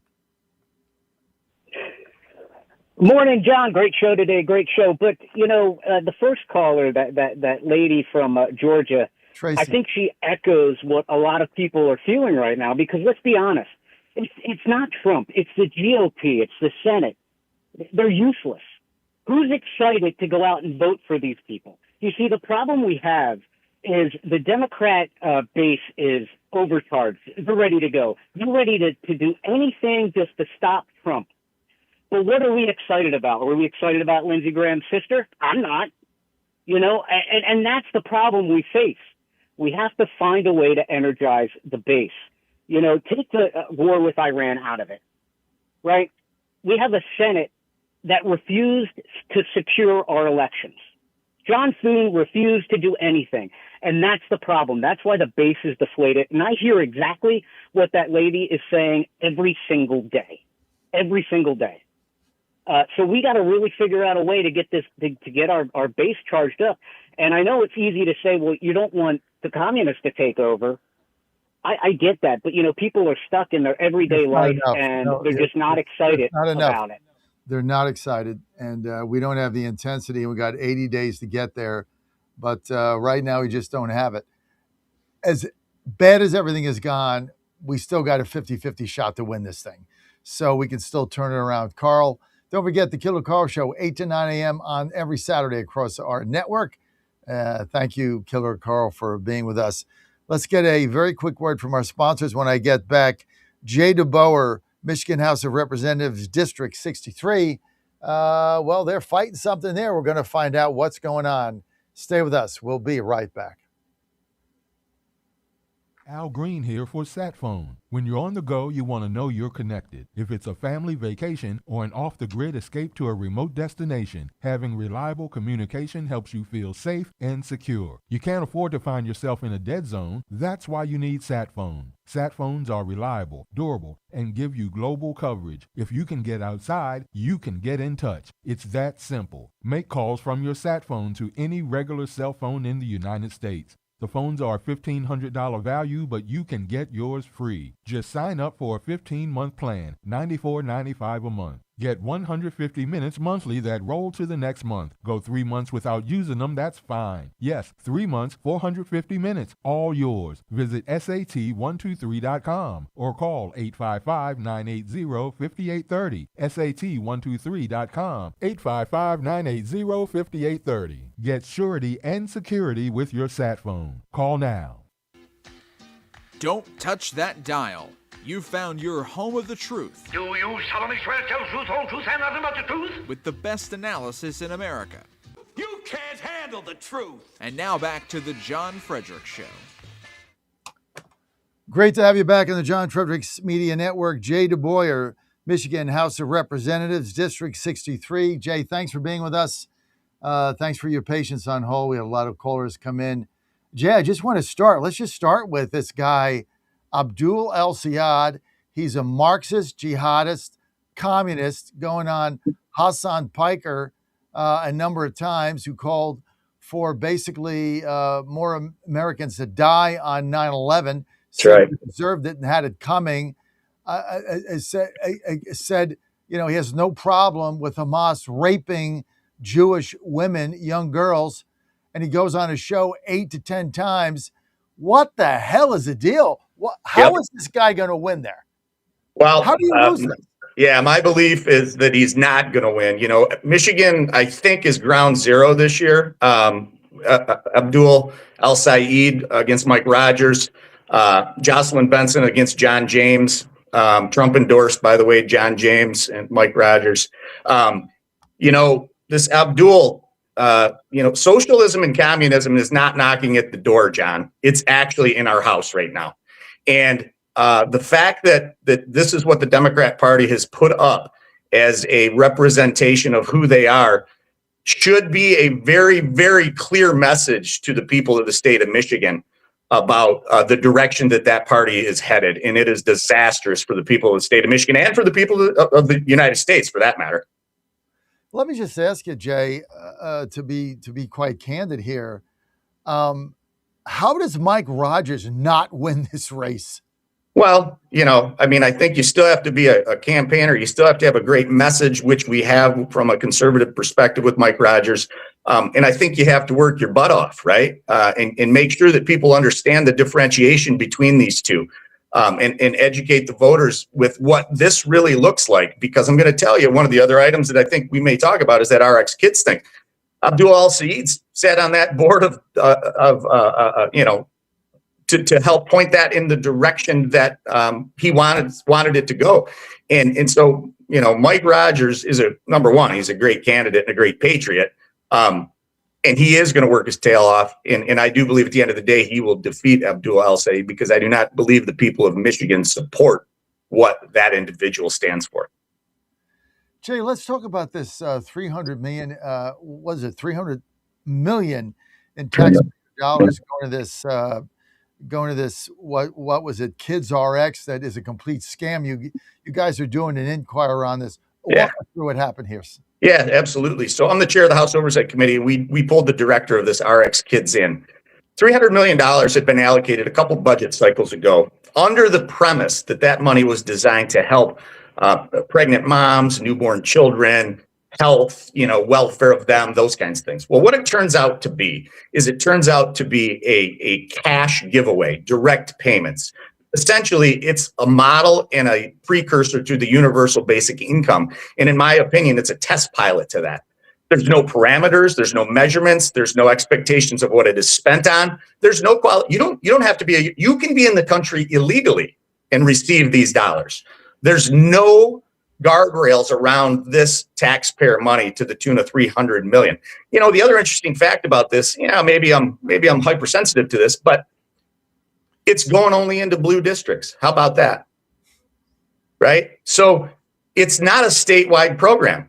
They pick municipalities and they pick counties and they go in there and they give this money away. In my opinion, what this really is this is a Democratic Party purchase of constituents is what this is. Thanks for saying that, Jay. And I think it gets deeper than that. We own 23 radio stations. We're buying another one in Nashville. So we go through our bank. We get the fast track loan. I think it's called that, fast something loans that we have guaranteed by the Small Business Administration, by the SBA, right?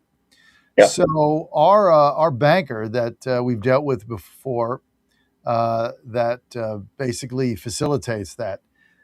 Guess what she told us? So we're in the middle of getting the loan, and there's a $5,000 fee.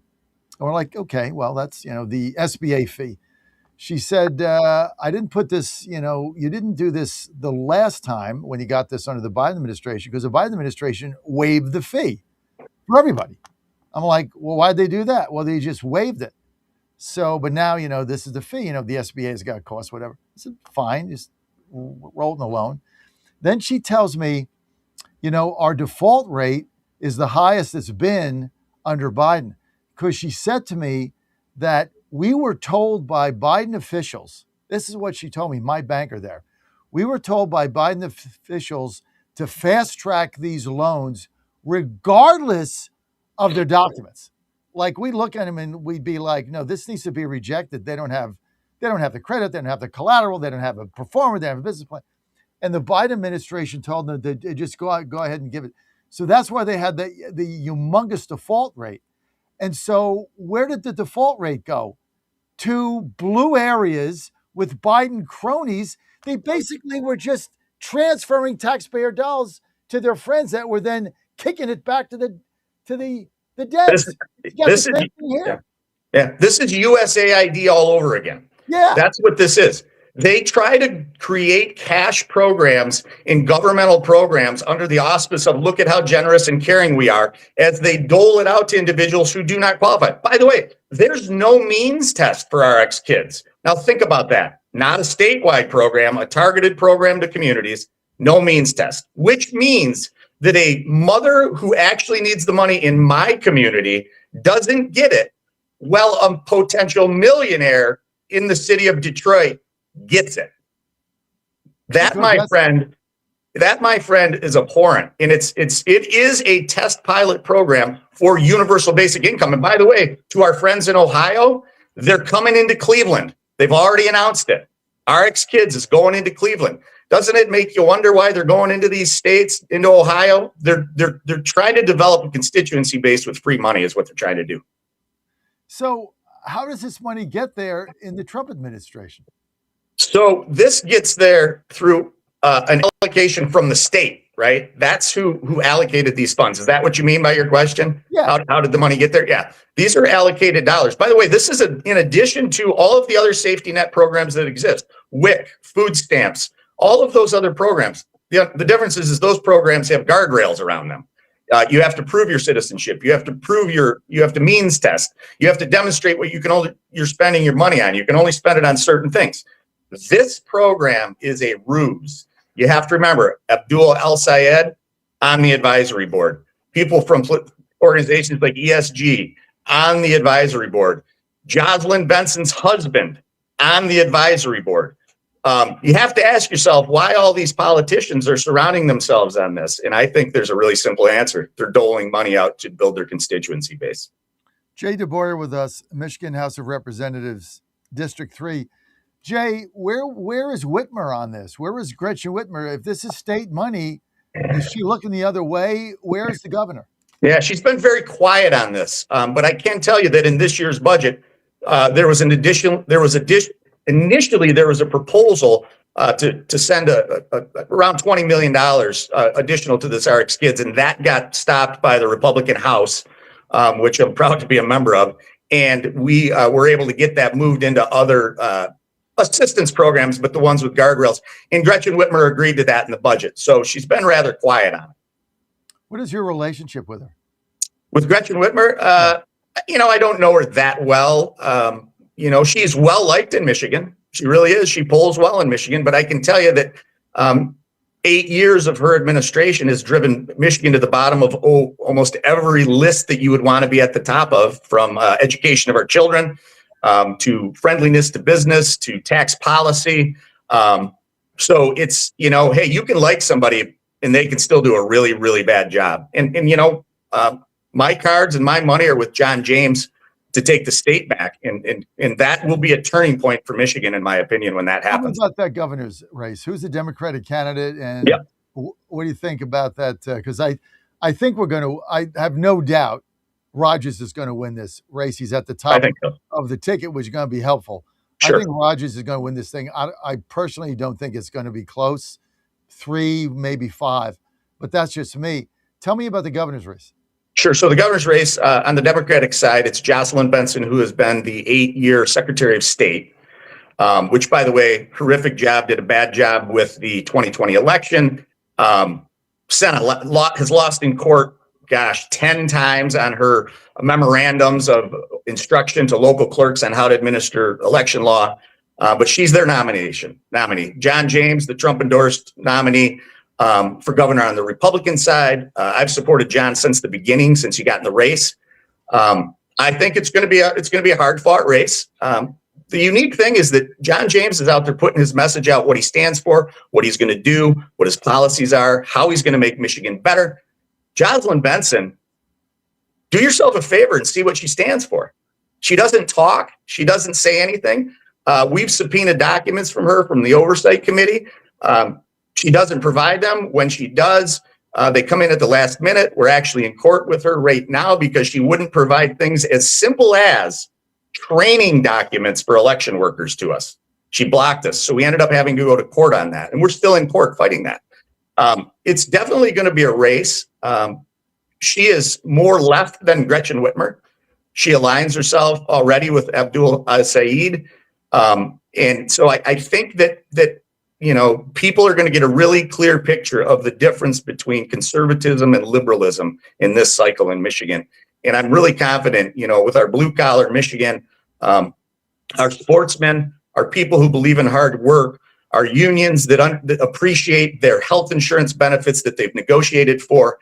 They appreciate the other benefits that they've negotiated for. They're going to watch those things go right down the drain if Jocelyn Benson is elected and El-Sayed is elected, because they're going to move towards a socialist form of government. Saeed has already said, yep, it's a fact. The middle class is going to be taxed more under his policies. So it's pretty scary. But I think Michigan might have a turning point this year. Jada Bauer with us, House of Representatives, Michigan District 63. What area is that? Yeah, District 63 is, I am between Lake Huron and Lake Erie, north of Detroit. Northern Macomb County, southern St. Clair County. Tigers tanked. Yep. Yeah. Now, I think the Tigers are still in the hunt. Yeah, they're still in the hunt, but they gave away Scooble. Yeah. And there's going to be no baseball in 27. Okay, assessment of the Lions, quickly. Boy, I'll tell you what, there's a lot of hope in this state for the Lions. If there's anything that this state unifies behind, it's the Lions. We've been praying for 60 years for something good to happen. We thought we might see that a couple of years ago. I'm still a true Lions fan, and I do believe that they can pull things together this year. Red Wings. Yeah, Red Wings need a little bit of work. Steve Yzerman did some work, but it didn't get him over the hump. And I think that the new administration in there is going to have to really work hard. That's the one that's disappointing because we're such a hockey town. And, the Detroit Red Wings are just an icon in the industry, frankly. And you had a good season last year. You had a decent season, almost made the playoffs. And then they fired the GM. Nobody saw that coming. No, no one did. I think, though, that, you do have some ownership there with the Red Wings that they do like to win and they're willing to spend the money to win. And I think that might be the motivation there. They felt like they did spend some money to win and it didn't happen.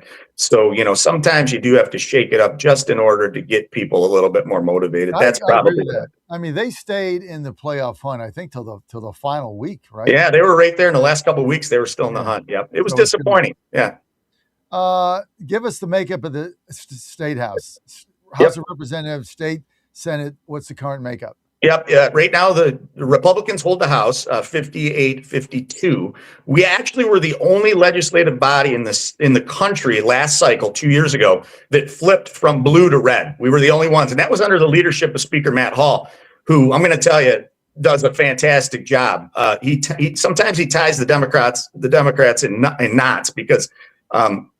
Great thinker, great strategist. So we were able to flip that and take the House. Thank goodness, because the Democrats had a trifecta with Gretchen Whitmer, and they still hold the Senate. We were able to stop a lot of their bad policies with that flip. And the Senate is a 2-seat majority. And, the hope is to flip that back red this election cycle. So, a lot of positive things. How many state senators are there in Michigan? Let's see, there's 36. 38, I'm sorry, 38. Yeah. 38. So they got a 2-seat majority. So what is that? 19, 20, 28. Yeah. You need 20 for a majority. 19 would get you a tie. And if John James is governor, your lieutenant governor would be the tiebreaker. Is the state house and the state Senate up in November? Yes. So everybody's up. Everybody's up. So you guys could keep the House, win the Senate, keep the House, not win the Senate, or lose them both. Possibility. I can tell you what, I don't think we're going to lose the House under current leadership and current candidate list. We have a pretty strong field, and John James is going to win this thing. Nobody's going to outwork him. Whitmer's political future, what is it? Boy, that's a good one. For a while, I thought that she was going to be jumping in the race for president. But I think that eroded rapidly last year. She'll probably end up, going on CNN or something and being a consultant and, talking head or something. That's probably where she's going to end up. Well, all I know about her is I thought she was not a disaster as governor, not a disaster. She also had the what we call the hug on the tarmac where she hugged President Trump. Yeah. I must have played that clip 100 times. Not a disaster, I could agree with. It's a pretty low bar, but not a disaster. She really didn't get a lot done. In fact, one of her campaign positions was, fix the damn roads, if you remember. Yes, I do remember that. Yeah. She was like pothole Gretch. That's right. And so, she had a trifecta. She had the Senate, she had the House, and she had the governor's office, obviously. And she was unable to get the funding mechanism in place to fix the damn roads. Well, we take the House back last cycle, and it's Matt Hall and his leadership that actually put the plan together to fix the damn roads. So she was able to get her crowning wish done in her last moments of her last term, but it was only able to be done through the direction of Matt Hall, which is what a fitting thing at the end of her term that it was actually a Republican that got it done. Hey, you know what? She can take credit for it. The only other thing I remember about her is when during COVID, her husband called up and tried to get out the boat. That's right. Wouldn't let So him do it. right. That's That's all right. I remember is, well, wait a minute, I'm the governor's husband. I want to go on my boat. And That's they right. banned boats, right? So he couldn't go on the boat. Yeah, nobody's allowed to go on boats, but he called and said, "I want you to put my boat in." And the other thing that you should remember about the COVID is when no one could travel, she took a private jet to Florida to see her father. Yeah, She's looking to Florida. yeah. Remember, the rules are for you and not for me, right? That's how they work. She said her father was sick, but Right. the husband calling up and saying, "Well, wait a minute, I'm the governor's husband. I want my boat." I want my boat. That's right. That's the best. There's so many Gretchen stories. Oh, Hey, yeah. Jake, stay on the line and give Dan your number so we can stay in touch. You betcha. John, thanks for everything you do. Thank you, bud. You We're going to bet. be right back. Pennsylvania Posse next. I've been doing home remodeling for 30 plus years, but the economy crashed. I wound up losing my home, losing my job, and on top of that, owing the IRS a ton of money. I owed the IRS $114,000. It really, truly was the worst part of my life. Then Mark found tax relief advocates. On news radio, I heard about TRA, and I thought, what's the worst that could happen? So I picked up the phone and I called them. When it was all said and done, TRA settled my $114,000 debt for $100, and I'm telling you, I was ecstatic. Could not believe it. Would recommend TRA to anyone. If you owe 10 or even hundreds of thousands of dollars to the IRS, don't lose hope. Do what Mark did and call TRA for a consultation. But TRA did. They gave me a second chance, and I'm forever grateful. Visit TRA.com or call 800-575-8924. 800-575-8924. That's 800-575-8924. ICE expects every officer and agent in the field to be equipped with a body camera by the end of the month. This will be a rapid expansion that could provide an unprecedented visual record of the federal government's immigration enforcement operations. But whether the public will get to see that footage remains largely up to ICE. The agency defended its body-worn camera policy amid questions about provisions allowing ICE leadership to withhold or indefinitely delay footage after serious injuries or deaths in custody. John Scott reporting. President Trump's expected to swear in Todd Blanche, his former personal lawyer, as Attorney General today after the Senate voted to confirm him early Saturday. His road to Attorney General confirmation not an easy one, with Democrats arrayed against him, along with Republican Senators Susan Collins and Lisa Murkowski. Blanche confirmed in a 50-49 vote. News and analysis, townhall.com. A former president's facing a serious health challenge. It's very debilitating in many respects, but he's still out there. He's still doing his thing. You're listening to Hunter Biden, who tells the BBC his father's prostate cancer, which was reportedly found last year at stage 4, has spread to other parts of his body. The cancer has spread, has metastasized into his bones and further. It's very painful. Joe Biden was diagnosed 4 months after leaving the White House. He is 83 years old. Laura Winters reporting. Europe's climate agency says this summer's Western Europe heat wave is one for the record books. The weather watchers at Copernicus say that the heat has shattered a 2022 average high temperature record for June and July.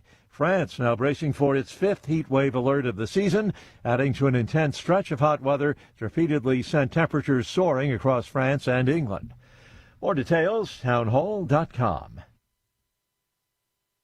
Hey folks, Al Green here for SatPhone. When you're on the go, you want to know you're connected. If it's a family vacation or an off-the-grid escape to a remote destination, having reliable communication helps you feel safe and secure. You can't afford to find yourself in a dead zone. That's why you need SatPhone. SatPhones are reliable, durable, and give you global coverage. If you can get outside, you can get in touch. It's that simple. Make calls from your SatPhone to any regular cell phone in the United States. The phones are a $1,500 value, but you can get yours free. Just sign up for a 15-month plan, $94.95 a month. Get 150 minutes monthly that roll to the next month. Go 3 months without using them, that's fine. Yes, 3 months, 450 minutes, all yours. Visit SAT123.com or call 855-980-5830. SAT123.com, 855-980-5830. Get surety and security with your sat phone. Call now.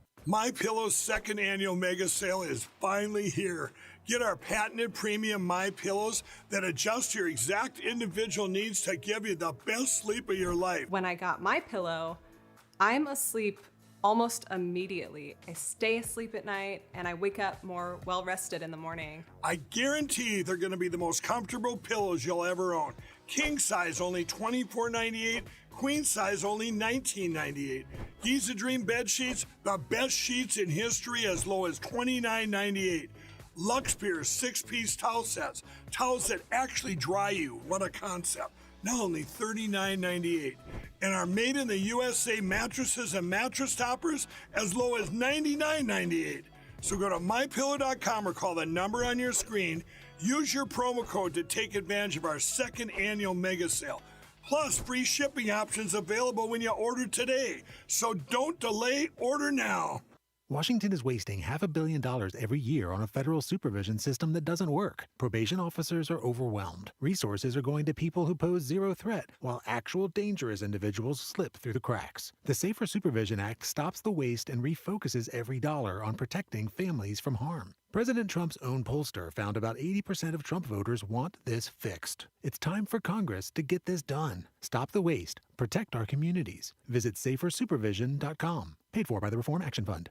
This is Crom Carmichael, CEO of Solti. We got a wonderful email from one of our customers up east named Joe, and here's what he had to say. I started taking Solti almost out of desperation with little hope because I was resigned to the futility that although I was up to taking 2 statins a day, high cholesterol was something I just had to learn to live with. In fact, when I turned 60, after taking a stress cardio test, my doctor called me on a Saturday, which of course is never a good sign, and told me that I was clogged more than 95% of the people my age. I had an angioplasty and a stent procedure done at that time. Today, my stubborn triglycerides are only 1/3 of what they had been before starting taking Solti. My prescription statin dosage has shrunk from 60 milligrams to only 10 milligrams a day. My primary care doctor that I have had for many years still can't believe the results, and neither can I. Thank you, Solti, for providing such a wonderful product. And folks, I want to invite you to take care of your heart also by going to GodzillaHeart.com. That's GodzillaHeart.com. Use the code Godzilla at checkout, and you'll get a 50% discount on your initial shipment. Thanks so much. John Fredericks Media on YouTube is all that and more. Wake up to watch the John Fredericks Show live and stay on top of the news you need to know. Rewatch your favorite guest interviews, follow John's national media appearances, and dig into the archives of America's Godzilla of Truth. All that and more. It's John Fredericks Media on YouTube. Hit YouTube, search John Fredericks Media, subscribe, bookmark it, log in today. John Fredericks Media on YouTube. Live from the studios of the John Fredericks Media Network, it's the John Fredericks Show. Grab yourself a cup of 1775 coffee, sit back, and get ready for the best 4 hours of talk in the universe. To be part of the show, just call our toll-free number, 888-480-5646. And now, here's the Godzilla of Truth, the Oracle of the Deplorables, the man who trucks the truth from coast to coast, John Fredericks. Well, it's Monday. That means it's time for the Pennsylvania Posse. We got Scott Barger. We got Mike Barley. We got polls. We got news. We got Pennsylvania. We got McCormick on a roll. Everything coming up right here on the John Fredericks Media Network. I am your Godzilla of the Truth in America, your Oracle of the Deplorables, live in the nation's capital, Washington, D.C. Unlike Philadelphia, the safest, most beautiful, cleanest city in America, unlike that hellhole called Philadelphia, Filthydelphia, where you basically can't walk down the street. President Trump the other day, when I was questioning, when I had an opportunity to ask him a few questions in the Oval Office, said, you know, isn't it amazing? Every city that's blue is filthy. Every single one is disgusting. Every single one is dirty. Why is that garbage all over the place? Graffiti. Why is that?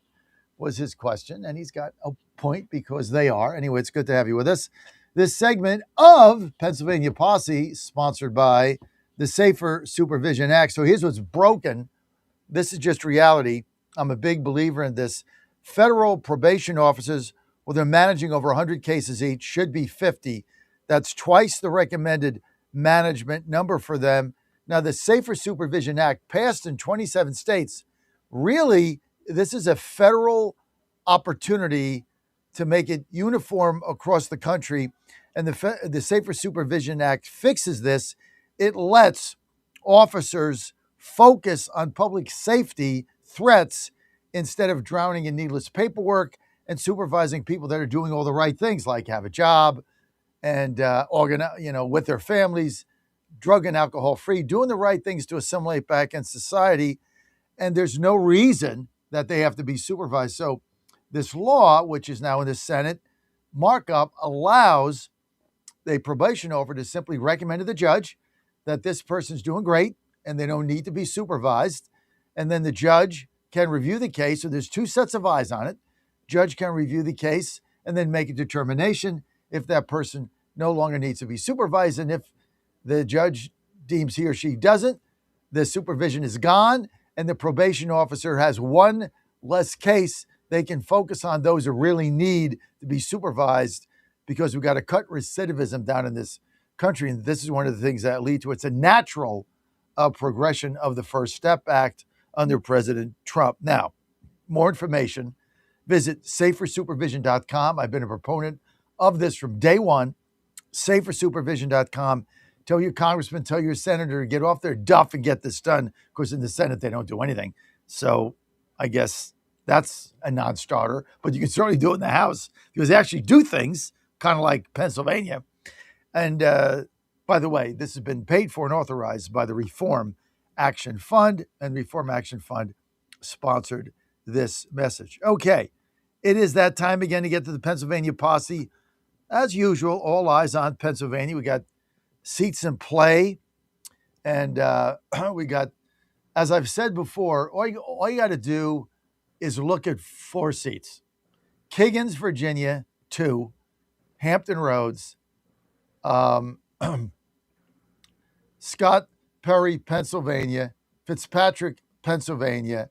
And there's one more in Pennsylvania. I forget his name. You guys can remind me quickly. It just was in my head. I forgot it. McKenzie or Bresnahan or the other two. Bresnahan. Yep. Bresnahan wins. We're going to hold the House. Joining us now on the Pennsylvania Posse, thanks for bailing me out, Mark. Scott Barger, senior moment. Scott Barger and Mike Barley. Scott, Pennsylvania House of Representative District 80, and Mike Barley, longtime GOP consultant. And we'll get the phone calls too. 888-480-JOHN, 888-480-5646. Let's get right to let's get right to the governor's race, where all of a sudden, out of the blue, a new poll out, Stacey Gary has actually cut this lead into single digits. So don't count her out. She's a closer, and she got more votes than anybody. And they've also gone negative on her. We'll talk about the poll in a minute. But under Shapiro, your economy is now 47 out of 50 states. That's like the bottom of the barrel. You guys are like, scraping the butt. You're like, I mean, this is bad. This is like basically the Colorado Rockies of economies. What the hell's going on? Well, why are you guys 47 out of 50, Scott? Well, because our policies aren't pro-business. To have a growing economy, you have to have opportunity. You have to have business opportunity for investment. You have to have opportunity for people to work, to get a job that they can support their family. And we're lagging behind. We're really not even close to fulfilling our potential, I don't think, here in Pennsylvania. And that's when you think about how many natural resources we have, when you think about, and I'm thinking specifically of oil and natural gas, when you think about our proximity to the largest urban centers in the country, we should be doing way better than what we are. And we're not. No matter what the governor says, we are underperforming. To put it generously, John, we're underperforming. Some would say we're outright failing. And, I think God has given us a lot.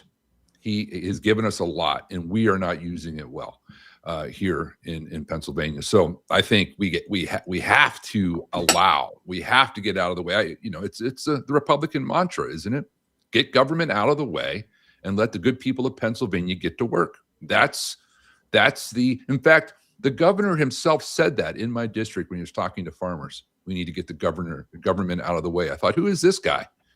Who's this guy? I wish he would actually do that. But that's the challenge. We have the opportunity. It's not because we don't have opportunity. It's not because we don't have resources. They're right there, right? It's just, we fail to capitalize on them. And that, I think, is the challenge for Pennsylvania. We are the most we're ranked 47th.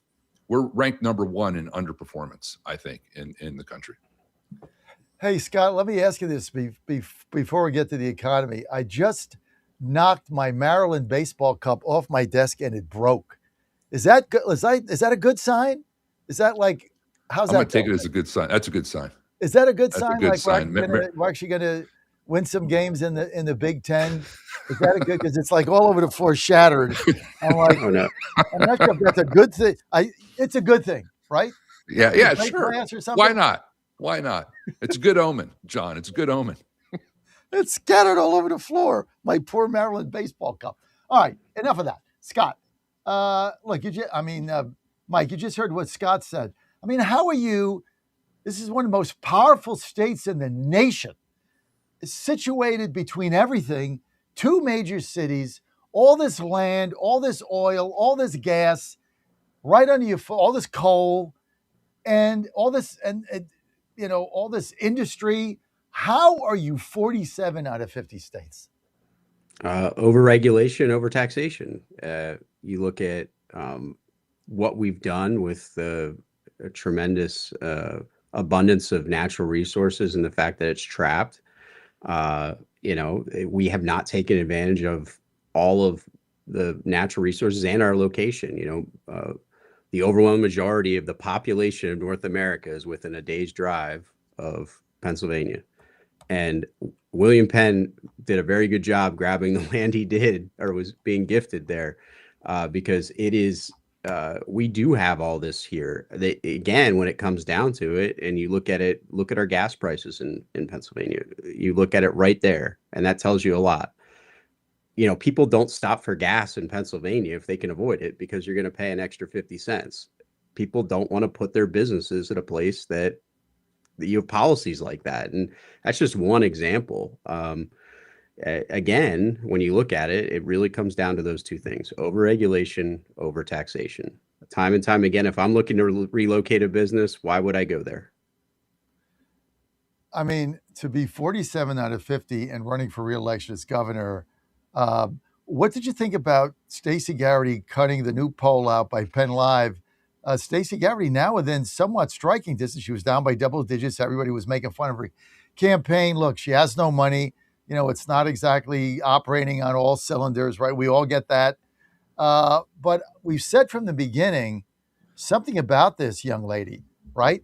She wins elections. At the end of the day, people like her. She got more votes in Pennsylvania than any statewide office holder ever. Now she's closing the gap. What's going on, Scott? Well, listen, I've been telling people over the last week since that poll came out, when Stacey Garrity wins this thing, I'm going to do an I told you so tour of the Commonwealth.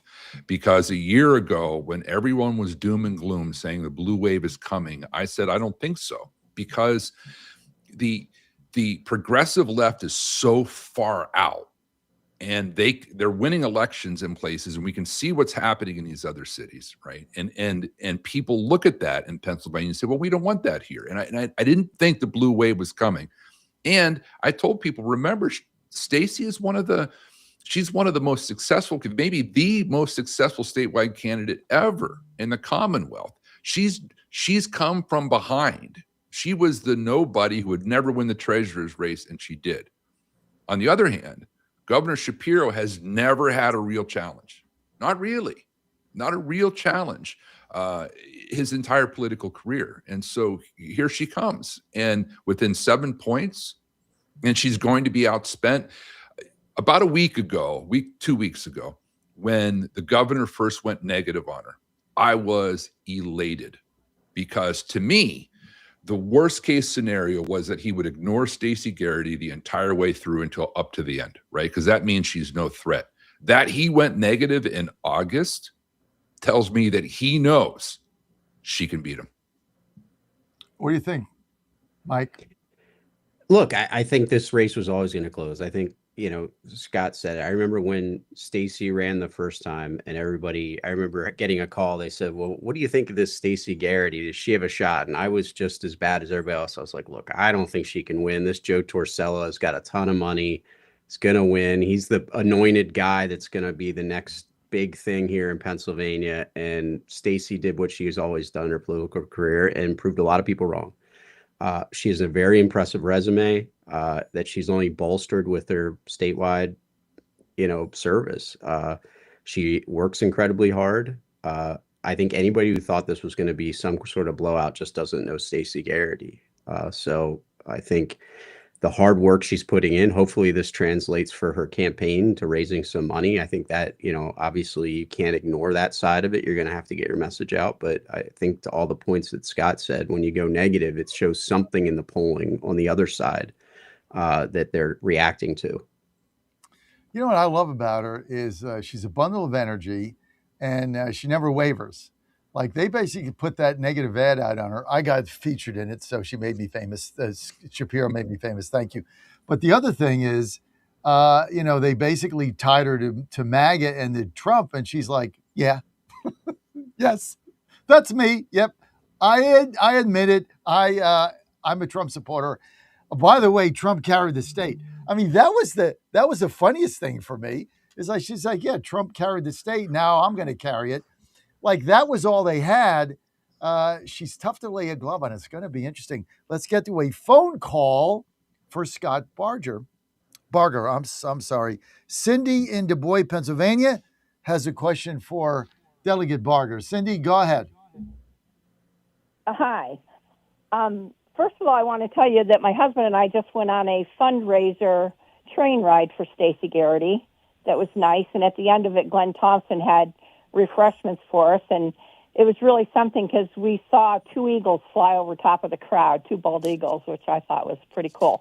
But my question for Scott Barger is, I just recently went to a Clearfield County Republican picnic, and I was supposed to say hello to him to the second most conservative person in the House, and this person told me that he would know who I'm talking about. You are talking about Dallas Kephart. That's who he and I have a little. Yeah. We have a contest going. Who's going to be that when it's all said and done? Who's going to be the most conservative representative in the state house? You know, he's my mentor. He was assigned to me as my mentor. He's about half my age. Oh yeah. And he listen. You got a good one. And Dallas Kephart. He works hard. He knows the issues. He's very good. He's very good. But thank you. Yeah. He's always going to tell me. You would know right away. Yeah. Well, that's why we got to run someone against that Dallas Kephart. We got to get that guy out of office so I could be number one. That's what we got to do. But no, you got a good one. No, thank you, Cindy. There too. Hey, why isn't he on why isn't he on the Pennsylvania posse? I think that's a good call, John. I think he'd be great. What do you think, Mike? I think he'd be great. I am a huge Dallas Kephart fan. Well, let's get somebody. Give me his number, Scott. Text. I'm on it. His number. All right. I'm on it. I mean, I got a phone and a pen. I got 3 phones and 3 pens. No, he'd be a good ad. He tells it like it is. He is not Dallas Kephart he's a conservative guy. He understands the issues. You know, sometimes you get people who they are on principle, they're on the right side. He understands why he's on the right side. He understands why we need to vote the way we vote and what the ramifications are. And there's been times, I'm not going to lie, when I was 50-50 and I would go talk to Dallas Kephart. I say, Dallas, which way you leaning? Because this is a tough vote. They're not always easy. A lot of them are black and white, but some of them aren't. And he's been a good encouragement to me. So yeah, he's definitely, I'm glad he's on our side for sure. I'm not sure there's a bill that kid doesn't read the entire bill every time. He's very impressive. Yep. What's your guys' take right now on the Senate, on the Pennsylvania Senate? What's your take? Can we hold that, and then let's Yes. get to the House? Tell me I why. think so. I think so. I think they're not to belittle any of my Republican colleagues on the other side, but I think they're good enough, if I could put it that way. They're good enough to hold on. I think what happens is, to me, it's the governor's race. If Stacey Garrity performs well, we're all going to perform well. If she doesn't, we've got trouble. And I think she's going to. I think she's going to, and I think that lifts the rest of the ticket. They've got they won a fluke race in that special election in the Senate. The Dems did. What was that, last year? I don't think they hold that seat. I don't think they hold that seat. I think Tom Jones takes it. So now we're up another one, and I don't see them having enough push to get through. I think the Senate has been solid enough to hold on. So that I'm not concerned about. Tell me about the House. You guys got to win the House. We do. I think as a newcomer, I think that there's always a handful of races that everyone watches. So Frank Burns in Cambria County, for example, everyone's watching that one. He's been there forever, and he really, positions himself as a no-nonsense, conservative-leaning, middle-of-the-road, pragmatic Democrat. But in Harrisburg, he empowers the most progressive agenda that we have ever seen. And so we all think he's got to go. So everyone's watching that. And they dump a ton of money in the race. They're going to do it again this time. They did it last time. But there's always these dark horse races out there that no one's paying attention to. We had one last time around in Center County where it was way closer than anyone anticipated. So I've got my feelers out to see where those are, because if there's a race that no one's paying attention to, that we could sneak in and get something, that's where I'd like to go knock doors. But what I've been told is that the races that are in play are too close to call. That could go either way depending on which way this wind's blowing. Again, the top of the ticket, right? If the top of the ticket does well, something. Basically, Garrity wins, you win the House. We very well could. We very well could. Like, people look at money. We got outspent by $1 bajillion last time, and nothing changed. Right. I call that a loss for Democrats when they spend that much money and can't win one seat. That's a loss. I think we're raising money. I think the message is there. I think we can point to the status quo of the governor and say, wait a minute, do you really think this is working? Really? And let's not forget, they're in charge of the House, which means they can run their ridiculous bills, which again, we can point to and say, wait a minute, really? Do you really think that full-term abortion is a good idea in the Commonwealth? Because they ran that bill in the House of Representatives 1 week before Christmas. So I think we have a message to say that, hey, these guys can't govern and their ideas are terrible. And it's time for a change, not just in the governor's house, but in the House of Representatives. Mike Barlow, you've been doing this a long time, and you're very dialed into Pennsylvania, obviously involved in a lot of different races at a lot of different times. What is your take right now? Just give me your honest assessment of where we are going into November. Look, I think, there's still a lot that's unsettled. We're at this weird period. August is always this weird period, I always say, where the polls kind of, ping pong back and forth. Once we get into September, we'll really have a sense. I get to hear from both sides. Obviously the Democrats are very bullish.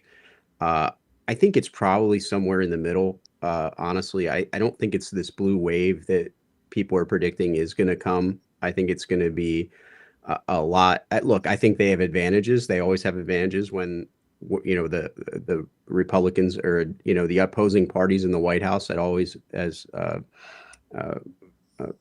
been the precursor for some sort of action, electorally on the other side. Look, I think in the Senate, they have some tough races. That Lancaster seat is going to be severely contested. I'm not convinced that Lancaster's changed as much as people would like to think it has. That's going to be an interesting race. The Montgomery County race with Tracy Pennycook is going to be a tough race. And then you get into Bucks County, and that's going to be, again, I think what Scott said, it's going to be predicated upon what happens to the top of the ticket. And that's going to be both Stacey Garrity and Brian Fitzpatrick in that race. So you have some the Senate is going to be, very fiercely contested, and there's going to be very expensive races. In the House, the map is extremely tight. I remember prior to this recent iteration of the map, you would have 30 to 35 seats that were up, and you'd be watching all of them. Here, it's very, very tight. There's only a handful of races that are up, which allows you to concentrate money in these districts. You brought up Frank Burns in Cambria County. I remember when they were running, they were placing out Trump burn signs, paid for by the House Democrat committee. So they've been very effective in trying to hold that seat. I think you look at that seat, there's another seat out west, and then those northeastern PA seats. Northeastern Pennsylvania has continued to shift. That area, was once, again, this is Joe Biden's hometown, as we've heard, repeatedly, but that area with, the flip of the congressional seat with Congressman Bresnahan and some of those other areas there, you have some retirements that are there from long-term members. I think that's where you're going to see some of those seats that are hotly contested.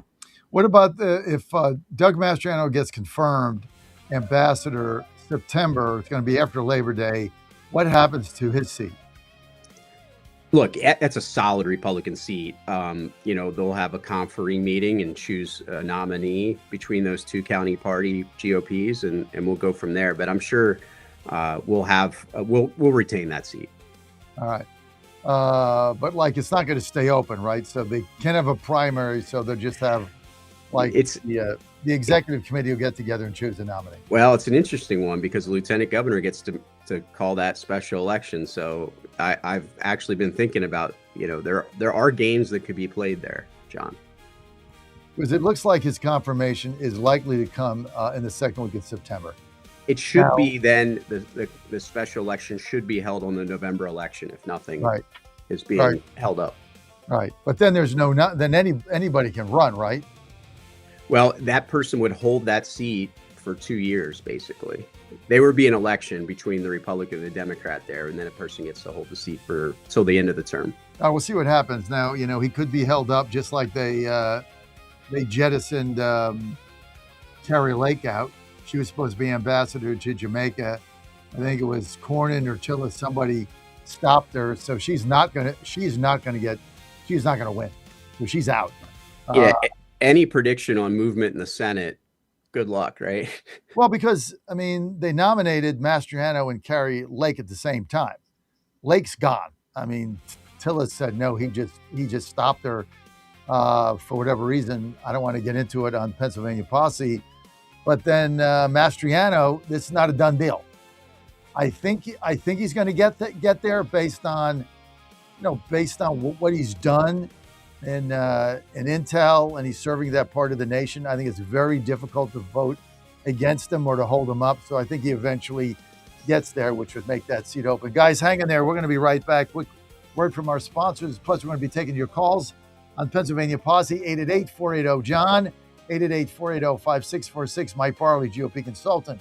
Scott Barger, Pennsylvania House, 80. Keep it here. You see and hear from the wellness company doctors all the time, and you know their products are the gold standard for keeping you and your family safe and healthy, giving you the opportunity to make sure you're prepared for whatever happens with their prescription medical kits.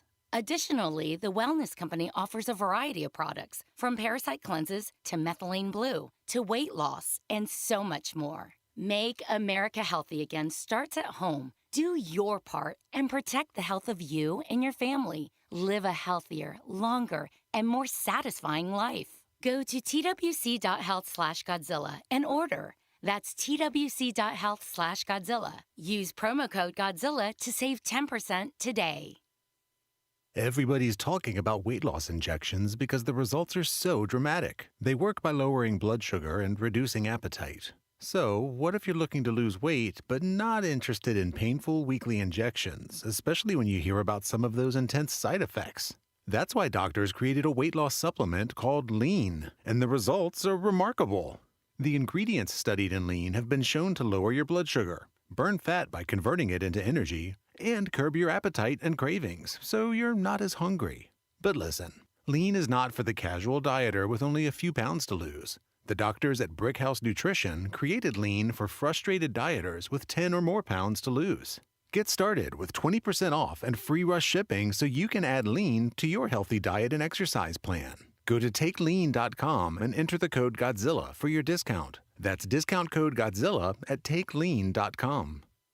Hey folks, Al Green here for SatPhone. When you're on the go, you want to know you're connected. If it's a family vacation or an off-the-grid escape to a remote destination, having reliable communication helps you feel safe and secure. You can't afford to find yourself in a dead zone. That's why you need SatPhone. SatPhones are reliable, durable, and give you global coverage. If you can get outside, you can get in touch. It's that simple. Make calls from your SatPhone to any regular cell phone in the United States. The phones are a $1,500 value, but you can get yours free. Just sign up for a 15-month plan, $94.95 a month. Get 150 minutes monthly that roll to the next month. Go 3 months without using them, that's fine. Yes, 3 months, 450 minutes, all yours. Visit SAT123.com or call 855-980-5830. SAT123.com, 855-980-5830. Get surety and security with your SatPhone. Call now. The Bears are who we thought they were. And that's why we took the damn field. Now, if you want to crown them, then crown their ass. But they are who we thought they were, and we let them off the hook. Don't touch that dial. You found your home of the truth. Do you solemnly swear to tell the truth, whole truth, and nothing but the truth? With the best analysis in America. You can't handle the truth. And now back to the John Fredericks Show. Oh my goodness, the late great Dennis Green. Every time I hear that, I miss him. I thought he was one of the best coaches and did the best conferences ever. And that was a classic. I remember, guys, watching that. I was in Syracuse, New York. It was a Monday night game. I bet the Cardinals plus like 5.5, and they had a 21-zip lead at halftime. I'm like, easy money. But they are who we thought they were. Then they and we let them off the hook. And the Bears cover. And then I remember watching that press conference. I remember it like it was yesterday. I don't know how long ago that was, but that was such I remember standing in the bar watching that. It was very late at night because after the game, so it was like probably midnight. Back then, I didn't get up at 3 a.m. Whatever I did, forget who I was with back then, the Syracuse newspaper, whatever they were. Back in Denny Green, a Harrisburg native. I know, right? That's why we always play it. Harrisburg native, great guy, great coach, and they did have a 21-0 lead and started running the football in the second half. I mean, unbelievable. Anyway, that's not why we're here. Let's get to one of Mike Barley's favorite topics. Let's get to these skill games in Pennsylvania. So all this money is going away. For all these, since I've been talking about this, you guys wouldn't believe the number of small C-stores that have contacted me, and like American Legions, and just things of that nature. Some firehouse guy called me up, like all this revenue they're going to lose, and now it's got to go through. Where is the legislation on this, Scott? One way or the other. I have no idea. I have not seen anything out of House Democrats that would lead me to believe that they have a real, reasonable, effective, pro-Pennsylvania plan when it comes to skills games. I have not seen any evidence of that kind of approach to this issue. So I have no confidence that they'll come up with a solution there. I think there are solutions that are out there to get at this issue, so that these fraternal organizations, small businesses, your six-pack shops, your favorite place to go get a beer and a burger, that they don't go under. I think that there is a way to get at it, but I have no confidence in House Democrats to figure out what that is. Can't the Republicans put up a bill? I'm sure we can. Well, why? I'm sure, and maybe someone has. Maybe someone has. They won't run it. I mean, I apologize to to any of your listeners who are independent or Democrat that I come across so cynical and tired. But the reality is, that I have not seen any evidence that they would come to us and say, okay, hey, what's the solution? Hey, can we, that's a good idea. A good way to handle skills game. Let's tweak this, that, or the other thing and send it over to the Senate and get this done so that our VFWs don't go under. I've just never seen that posture coming out of House leadership. So even if we had the perfect bill introduced that would absolutely solve the problem, they would muck it up with something, involving cross-dressers or killing babies. So that's just what they're going to do. Mike, what's the deal here? Look, I think, the frustration, I think, from a lot of folks is palpable, no more than I think I would say me, but the reality is we're doing events every week, we're going around to VFWs, American Legion, small businesses. And I'll tell you, like the results and the impact's real. And it's not just, look, these vets need a place to hang out and have a drink. That's not the case. It's the volunteer work they do with that. They do that to raise money to have their charitable. It's the stuff that people take for granted in some ways, right? It's the volunteer baseball. It's fundraising for the baseball, Little League baseball team. It's the make sure that kids in the community have backpacks and supplies to go back to school. Look, I think for many years, the state Senate has said they were going to tackle this. And unfortunately, in Harrisburg, there's a lot of special interests and big pocketed special interests when you look at the casinos and others who have worked to muck this up and really change. They've been effective in this. They've changed the narrative to, I think, push a lot of regulation and overtaxation onto this industry, which would be, choke it out. And that's their end goal. They couldn't ban it, or maybe they will be able to with the court's assistance, but they now are looking at solutions that will, if we regulate and tax it, let's just put a ban, we'll make it so high and so onerous that it'll just ban the activity. And that's just it's not a good way to look. And, some of the comments I've seen from their supporters, like, well, these VFWs, American Legions, or volunteer firefighters, they're just gonna have to work harder. I mean, come on, it's a horrible way to look at these volunteer organizations. It's a very callous way to look at them, especially these volunteer fire departments. We've been in a lot of those. I mean, we ask those guys to volunteer their time, invest in their own equipment. And then we're like, hey, go pass the boot a little bit more so you can raise some more money to do all that. And then, hey, by the way, if my house is on fire, can you come by and put that out too? I mean, look, skill games are nothing more than a tool, and it's been an effective tool to help these guys stay in business. They make the majority of the money. I'm not sure why that's a bad thing. I think it's a good thing. But every solution I've seen from that's been influenced by the casino industry or others is worked to diminish that number. What I don't understand is why there's not some kind of a bipartisan bill coming out from somebody to address this. I mean, oppose it or before it. I've covered this extensively in Virginia. And, one of the issues I always had there is that it was not regulated. And so it was like the Wild West. And I'm not in favor of that. Being a supporter of organized bookmaking on the internet and apps and DraftKings and all that, everybody knows where I stand on that. But these are highly regulated. And, the states get a take on that.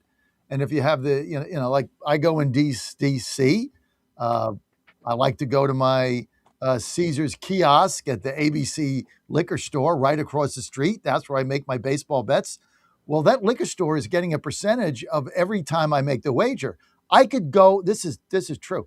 I could sit at home and go online, or I go to that liquor store and get my ticket, wait 5 minutes for the other guy and, get a little fresh air. Because I know that little liquor store struggling to survive, where I buy my liquor and water, they're getting a percentage of that. I'd rather give it to that small business owner than to nobody, right? Or to the DC government. So I don't know why there's not some kind of a bipartisan plan here to get this fixed.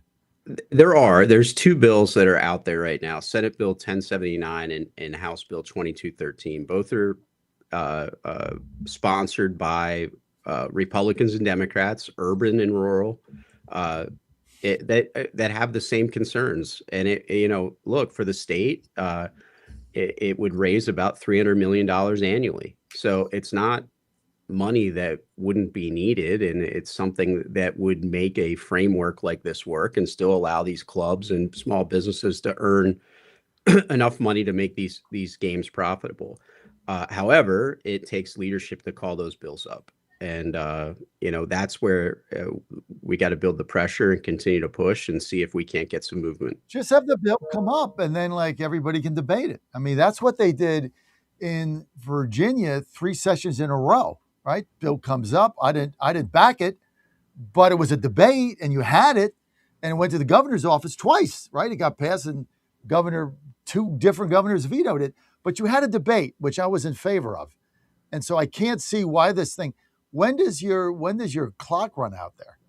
When does October, the clock run out? October 13th is the day that is the last day we could operate before the ban would go into effect.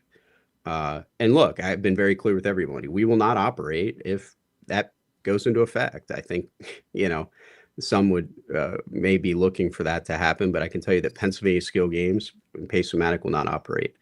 But look, I think they don't want to bring it up because it would pass. That's just my take. I think it would pass. So what does it matter with passing it? Well, it may not be what some of the folks who are supporters of the leadership members want, and that's the frustration. So the money coming against it is the big casino money, right? I mean, that's the opposition here, I guess. Yes. And that's the big opposition. There's look, I mean that's like saying, well, because of casinos, we're going to get rid of the Pennsylvania lottery. Well, we're not doing that either.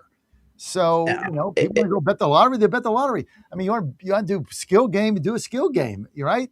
Our customers it's a different experience. They've had record revenues. We're not harming that at any take. God, and no. look, I've always had this disagreement with the way the gaming industry classifies. And look, I have zero problem with the casinos. Like you, John, I like to go to one. I enjoy sports wagering. I enjoy that occasionally. At the end of the day, we don't impact their bottom line at all. Zero. And Zero. look, they have People this. People that are doing the skill games at the VFW are not going to live casino. I mean, it's just a different audience. Like if you understand the way gambling is in this country, and look, the genie's out of the bottle. You can't put the toothpaste back in the tube. So I've embraced it forever. But it's a different audience. It's a different audience. And it's people just don't get it. There's this idea that there's this, I'm either going to go to the VFW or I'm going to go to live. No, you're not. You're going to go to VFW. You're not going to live casino. You're just John, not doing it. You're absolutely right. It reminds me of my father, 30 years ago. We used to go to a six-pack shop for lunch, and what he liked to do is get $20 in scratch-off tickets and see how long we could scratch off tickets before we ran out, right? Out of $20. We weren't going to the casino, man. That's not what that was. That was, hey, we're going out for a sandwich for lunch. Let's have some fun. Let's see. Maybe you win. Normally we didn't, but for us, it was a good day if we got enough free tickets that we were able to keep scratching them off all the way through lunch because $20, something fun to do on your lunch break. That's more like what skills games are doing in these organizations. So I think Mike brings up a great point. This is a different kind of entertainment. And listen, these fraternal organizations have been coming up with ways to raise money for years, whether it's a raffle, a gun raffle, or bet on the basket, or just different ways to make it fun for people to kick in an extra $20 when they come buy their chicken dinner. That's what this does. It makes it easier for them to do this. They plug the thing in. They can make a couple of dollars rather than having to figure out the next, game of chance that they're going to have at their barbecue dinner to make the money they need to buy the backpacks for kids at school. And I don't see how it's the kind of competition that's game changing for the casinos. I just don't. I mean, maybe if they could show how it's destroying an industry or if it's bad for the community or whatever, maybe, but that's not what it is. They can't do that. When we were debating, I remember in Virginia, we were debating DraftKings, FanDuel, and all that stuff, Caesars, basically athletics gambling, sportsbook gambling on your phone. One of the state centers there, Peterson, wanted brick and mortar, and they were like, oh, it's going to, we have a couple casinos here. It's going to destroy the casino business, this sportsbook. sportsbook betting in casinos is at an all-time high because people they go to they put it on their phone, they go to the casino, they bet at the book, whatever. I mean, you're not going to change this. People have a certain behavioral pattern, and all I want to do is get the thing regulated, and that's what you guys have been trying to do, and you're trying to do it here the right way. So October 13th, can you guys get an extension? Like, can they just extend it? Is there any way to do that? It would take some sort of legislative action. So we'll see. There's been many different theories. Look, I think the best that could, I don't know. It's going to be interesting. We're not giving up the fight. We're going to push through October 13th, but we're going to keep pushing.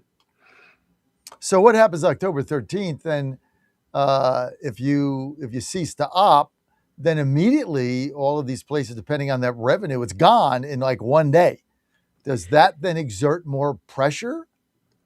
I hope so. Look, I think what'll happen as well, John, and we've seen this in other states, the illegal gambling market will backfill, and it's going to put some of these folks in really tough, a bad situation where they're trying to stay afloat, or they take the risk of operating something that's not legal. And that's very unfortunate. I hate the choice and the decision that these folks have to make.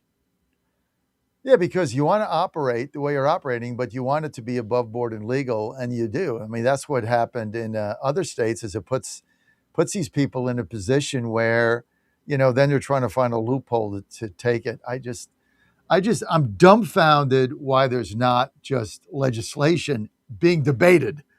And, you have a bipartisan bill. And if it fails, it fails. And if Shapiro doesn't sign it, he doesn't sign it.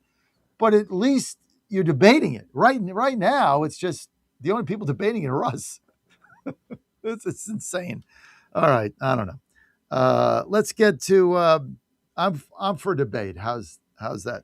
Let's get to line 2. We got Al in Tennessee, and wants to chime in with the Pennsylvania posse.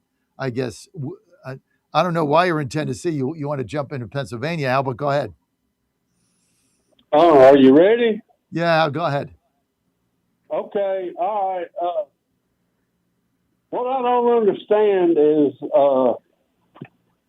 this country was founded by basically a ragtag army of people who fought against a British Empire.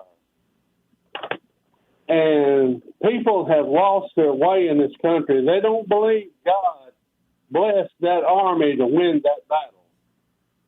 And they don't believe God blesses this country anymore. And they think that communists can move in and take the place of what they have now.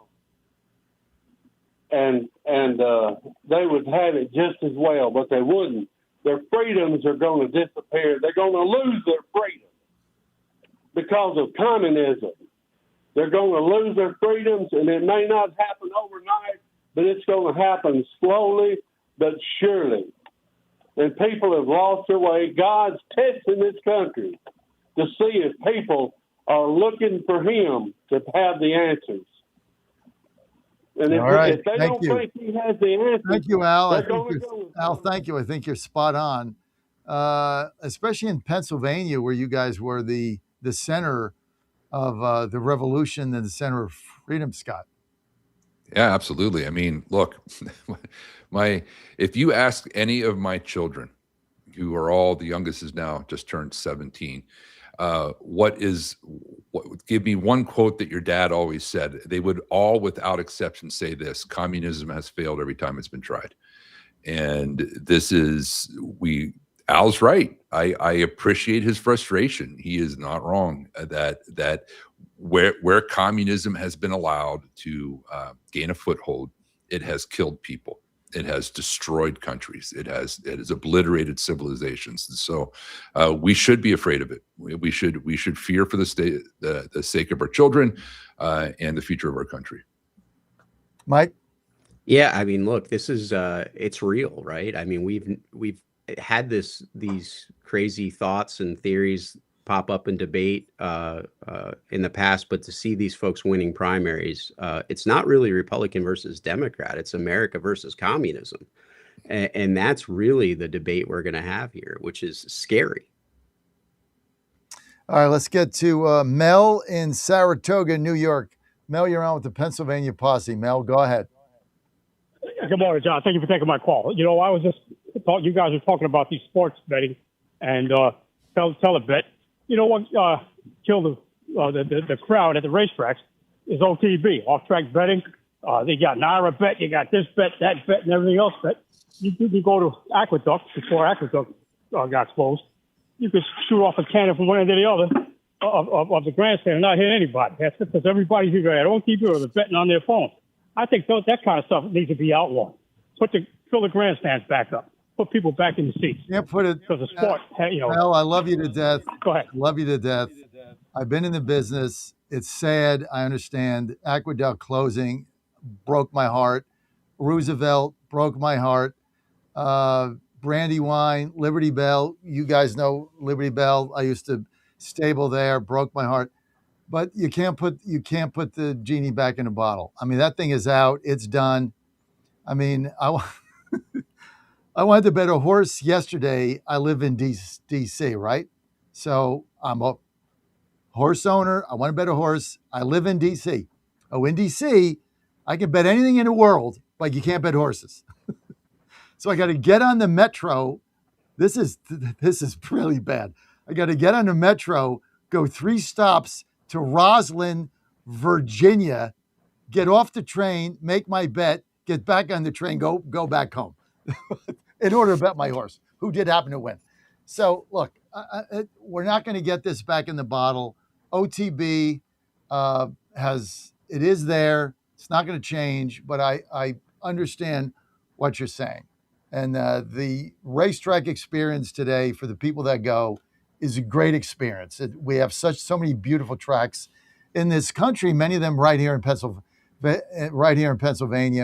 and people should check those out. But Mel, I feel your pain. I mean, Aqueduct closing.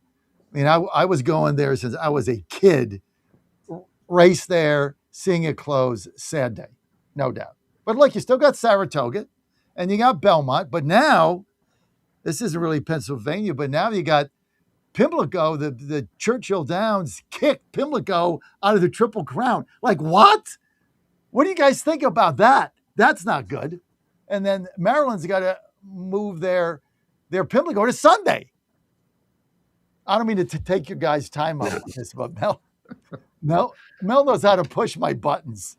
Mel, thanks for the call. Go ahead, Scott. Close us out. Listen. I'm going to disagree with you, John. I think it's not quite over for racetrack betting, and here's why. It was over for vinyl records as well. And they came back. It's because there's nostalgia involved. There's more to it than the guys that just want to bet. Of course, they're going to pick up their phone and bet. But if you want to go to the track and you want that tactile experience, you want to hear it and smell it and feel it, you got to do it there. And so the people who want that experience are going to find it. The tracks that offer it are going to exist. So I don't think it's totally over for that whole industry. I like your optimism. I try to be optimistic. I love it. I hope so. I love it. I mean, we go to the track every other weekend at Colonial Downs, the second most beautiful track in America, only second to Saratoga turf course. That's where my horse races, but it's all good. And you got plenty of beautiful tracks in Pennsylvania, no doubt. Guys, thanks for being with us. And maybe somebody will actually get up a bill that can be debated in the state Senate. You guys the state Senate there is as bad as our state Senate in Washington. Senate in Washington, we don't do crap. Thanks, guys. Scott, people want to follow you. Where do they go? You can find me on social media. Go to WeTheTaxpayers.org. WeTheTaxpayers.org. Yep. That's almost as good as Mr. Coleman goes to Washington, goes to Harrisburg.com. I still can't get over that website. People want to follow you, Mike. Where do they go, Mike Farley? Right here. Follow me here. Way to go on the Pennsylvania Posse and the John Fredericks Media Network. Guys, thanks for being with us. Always so much fun. We will see you soon. Michael Patrick Leahy next on the John Fredericks Media Network. If you're looking for a winner, go to GodzillaWins.com. 4 out of 4 yesterday. Baseball, 8 out of my last 10. Let's talk. More winners. Go to GodzillaWins.com. Michael Patrick Leahy next. Sovereignty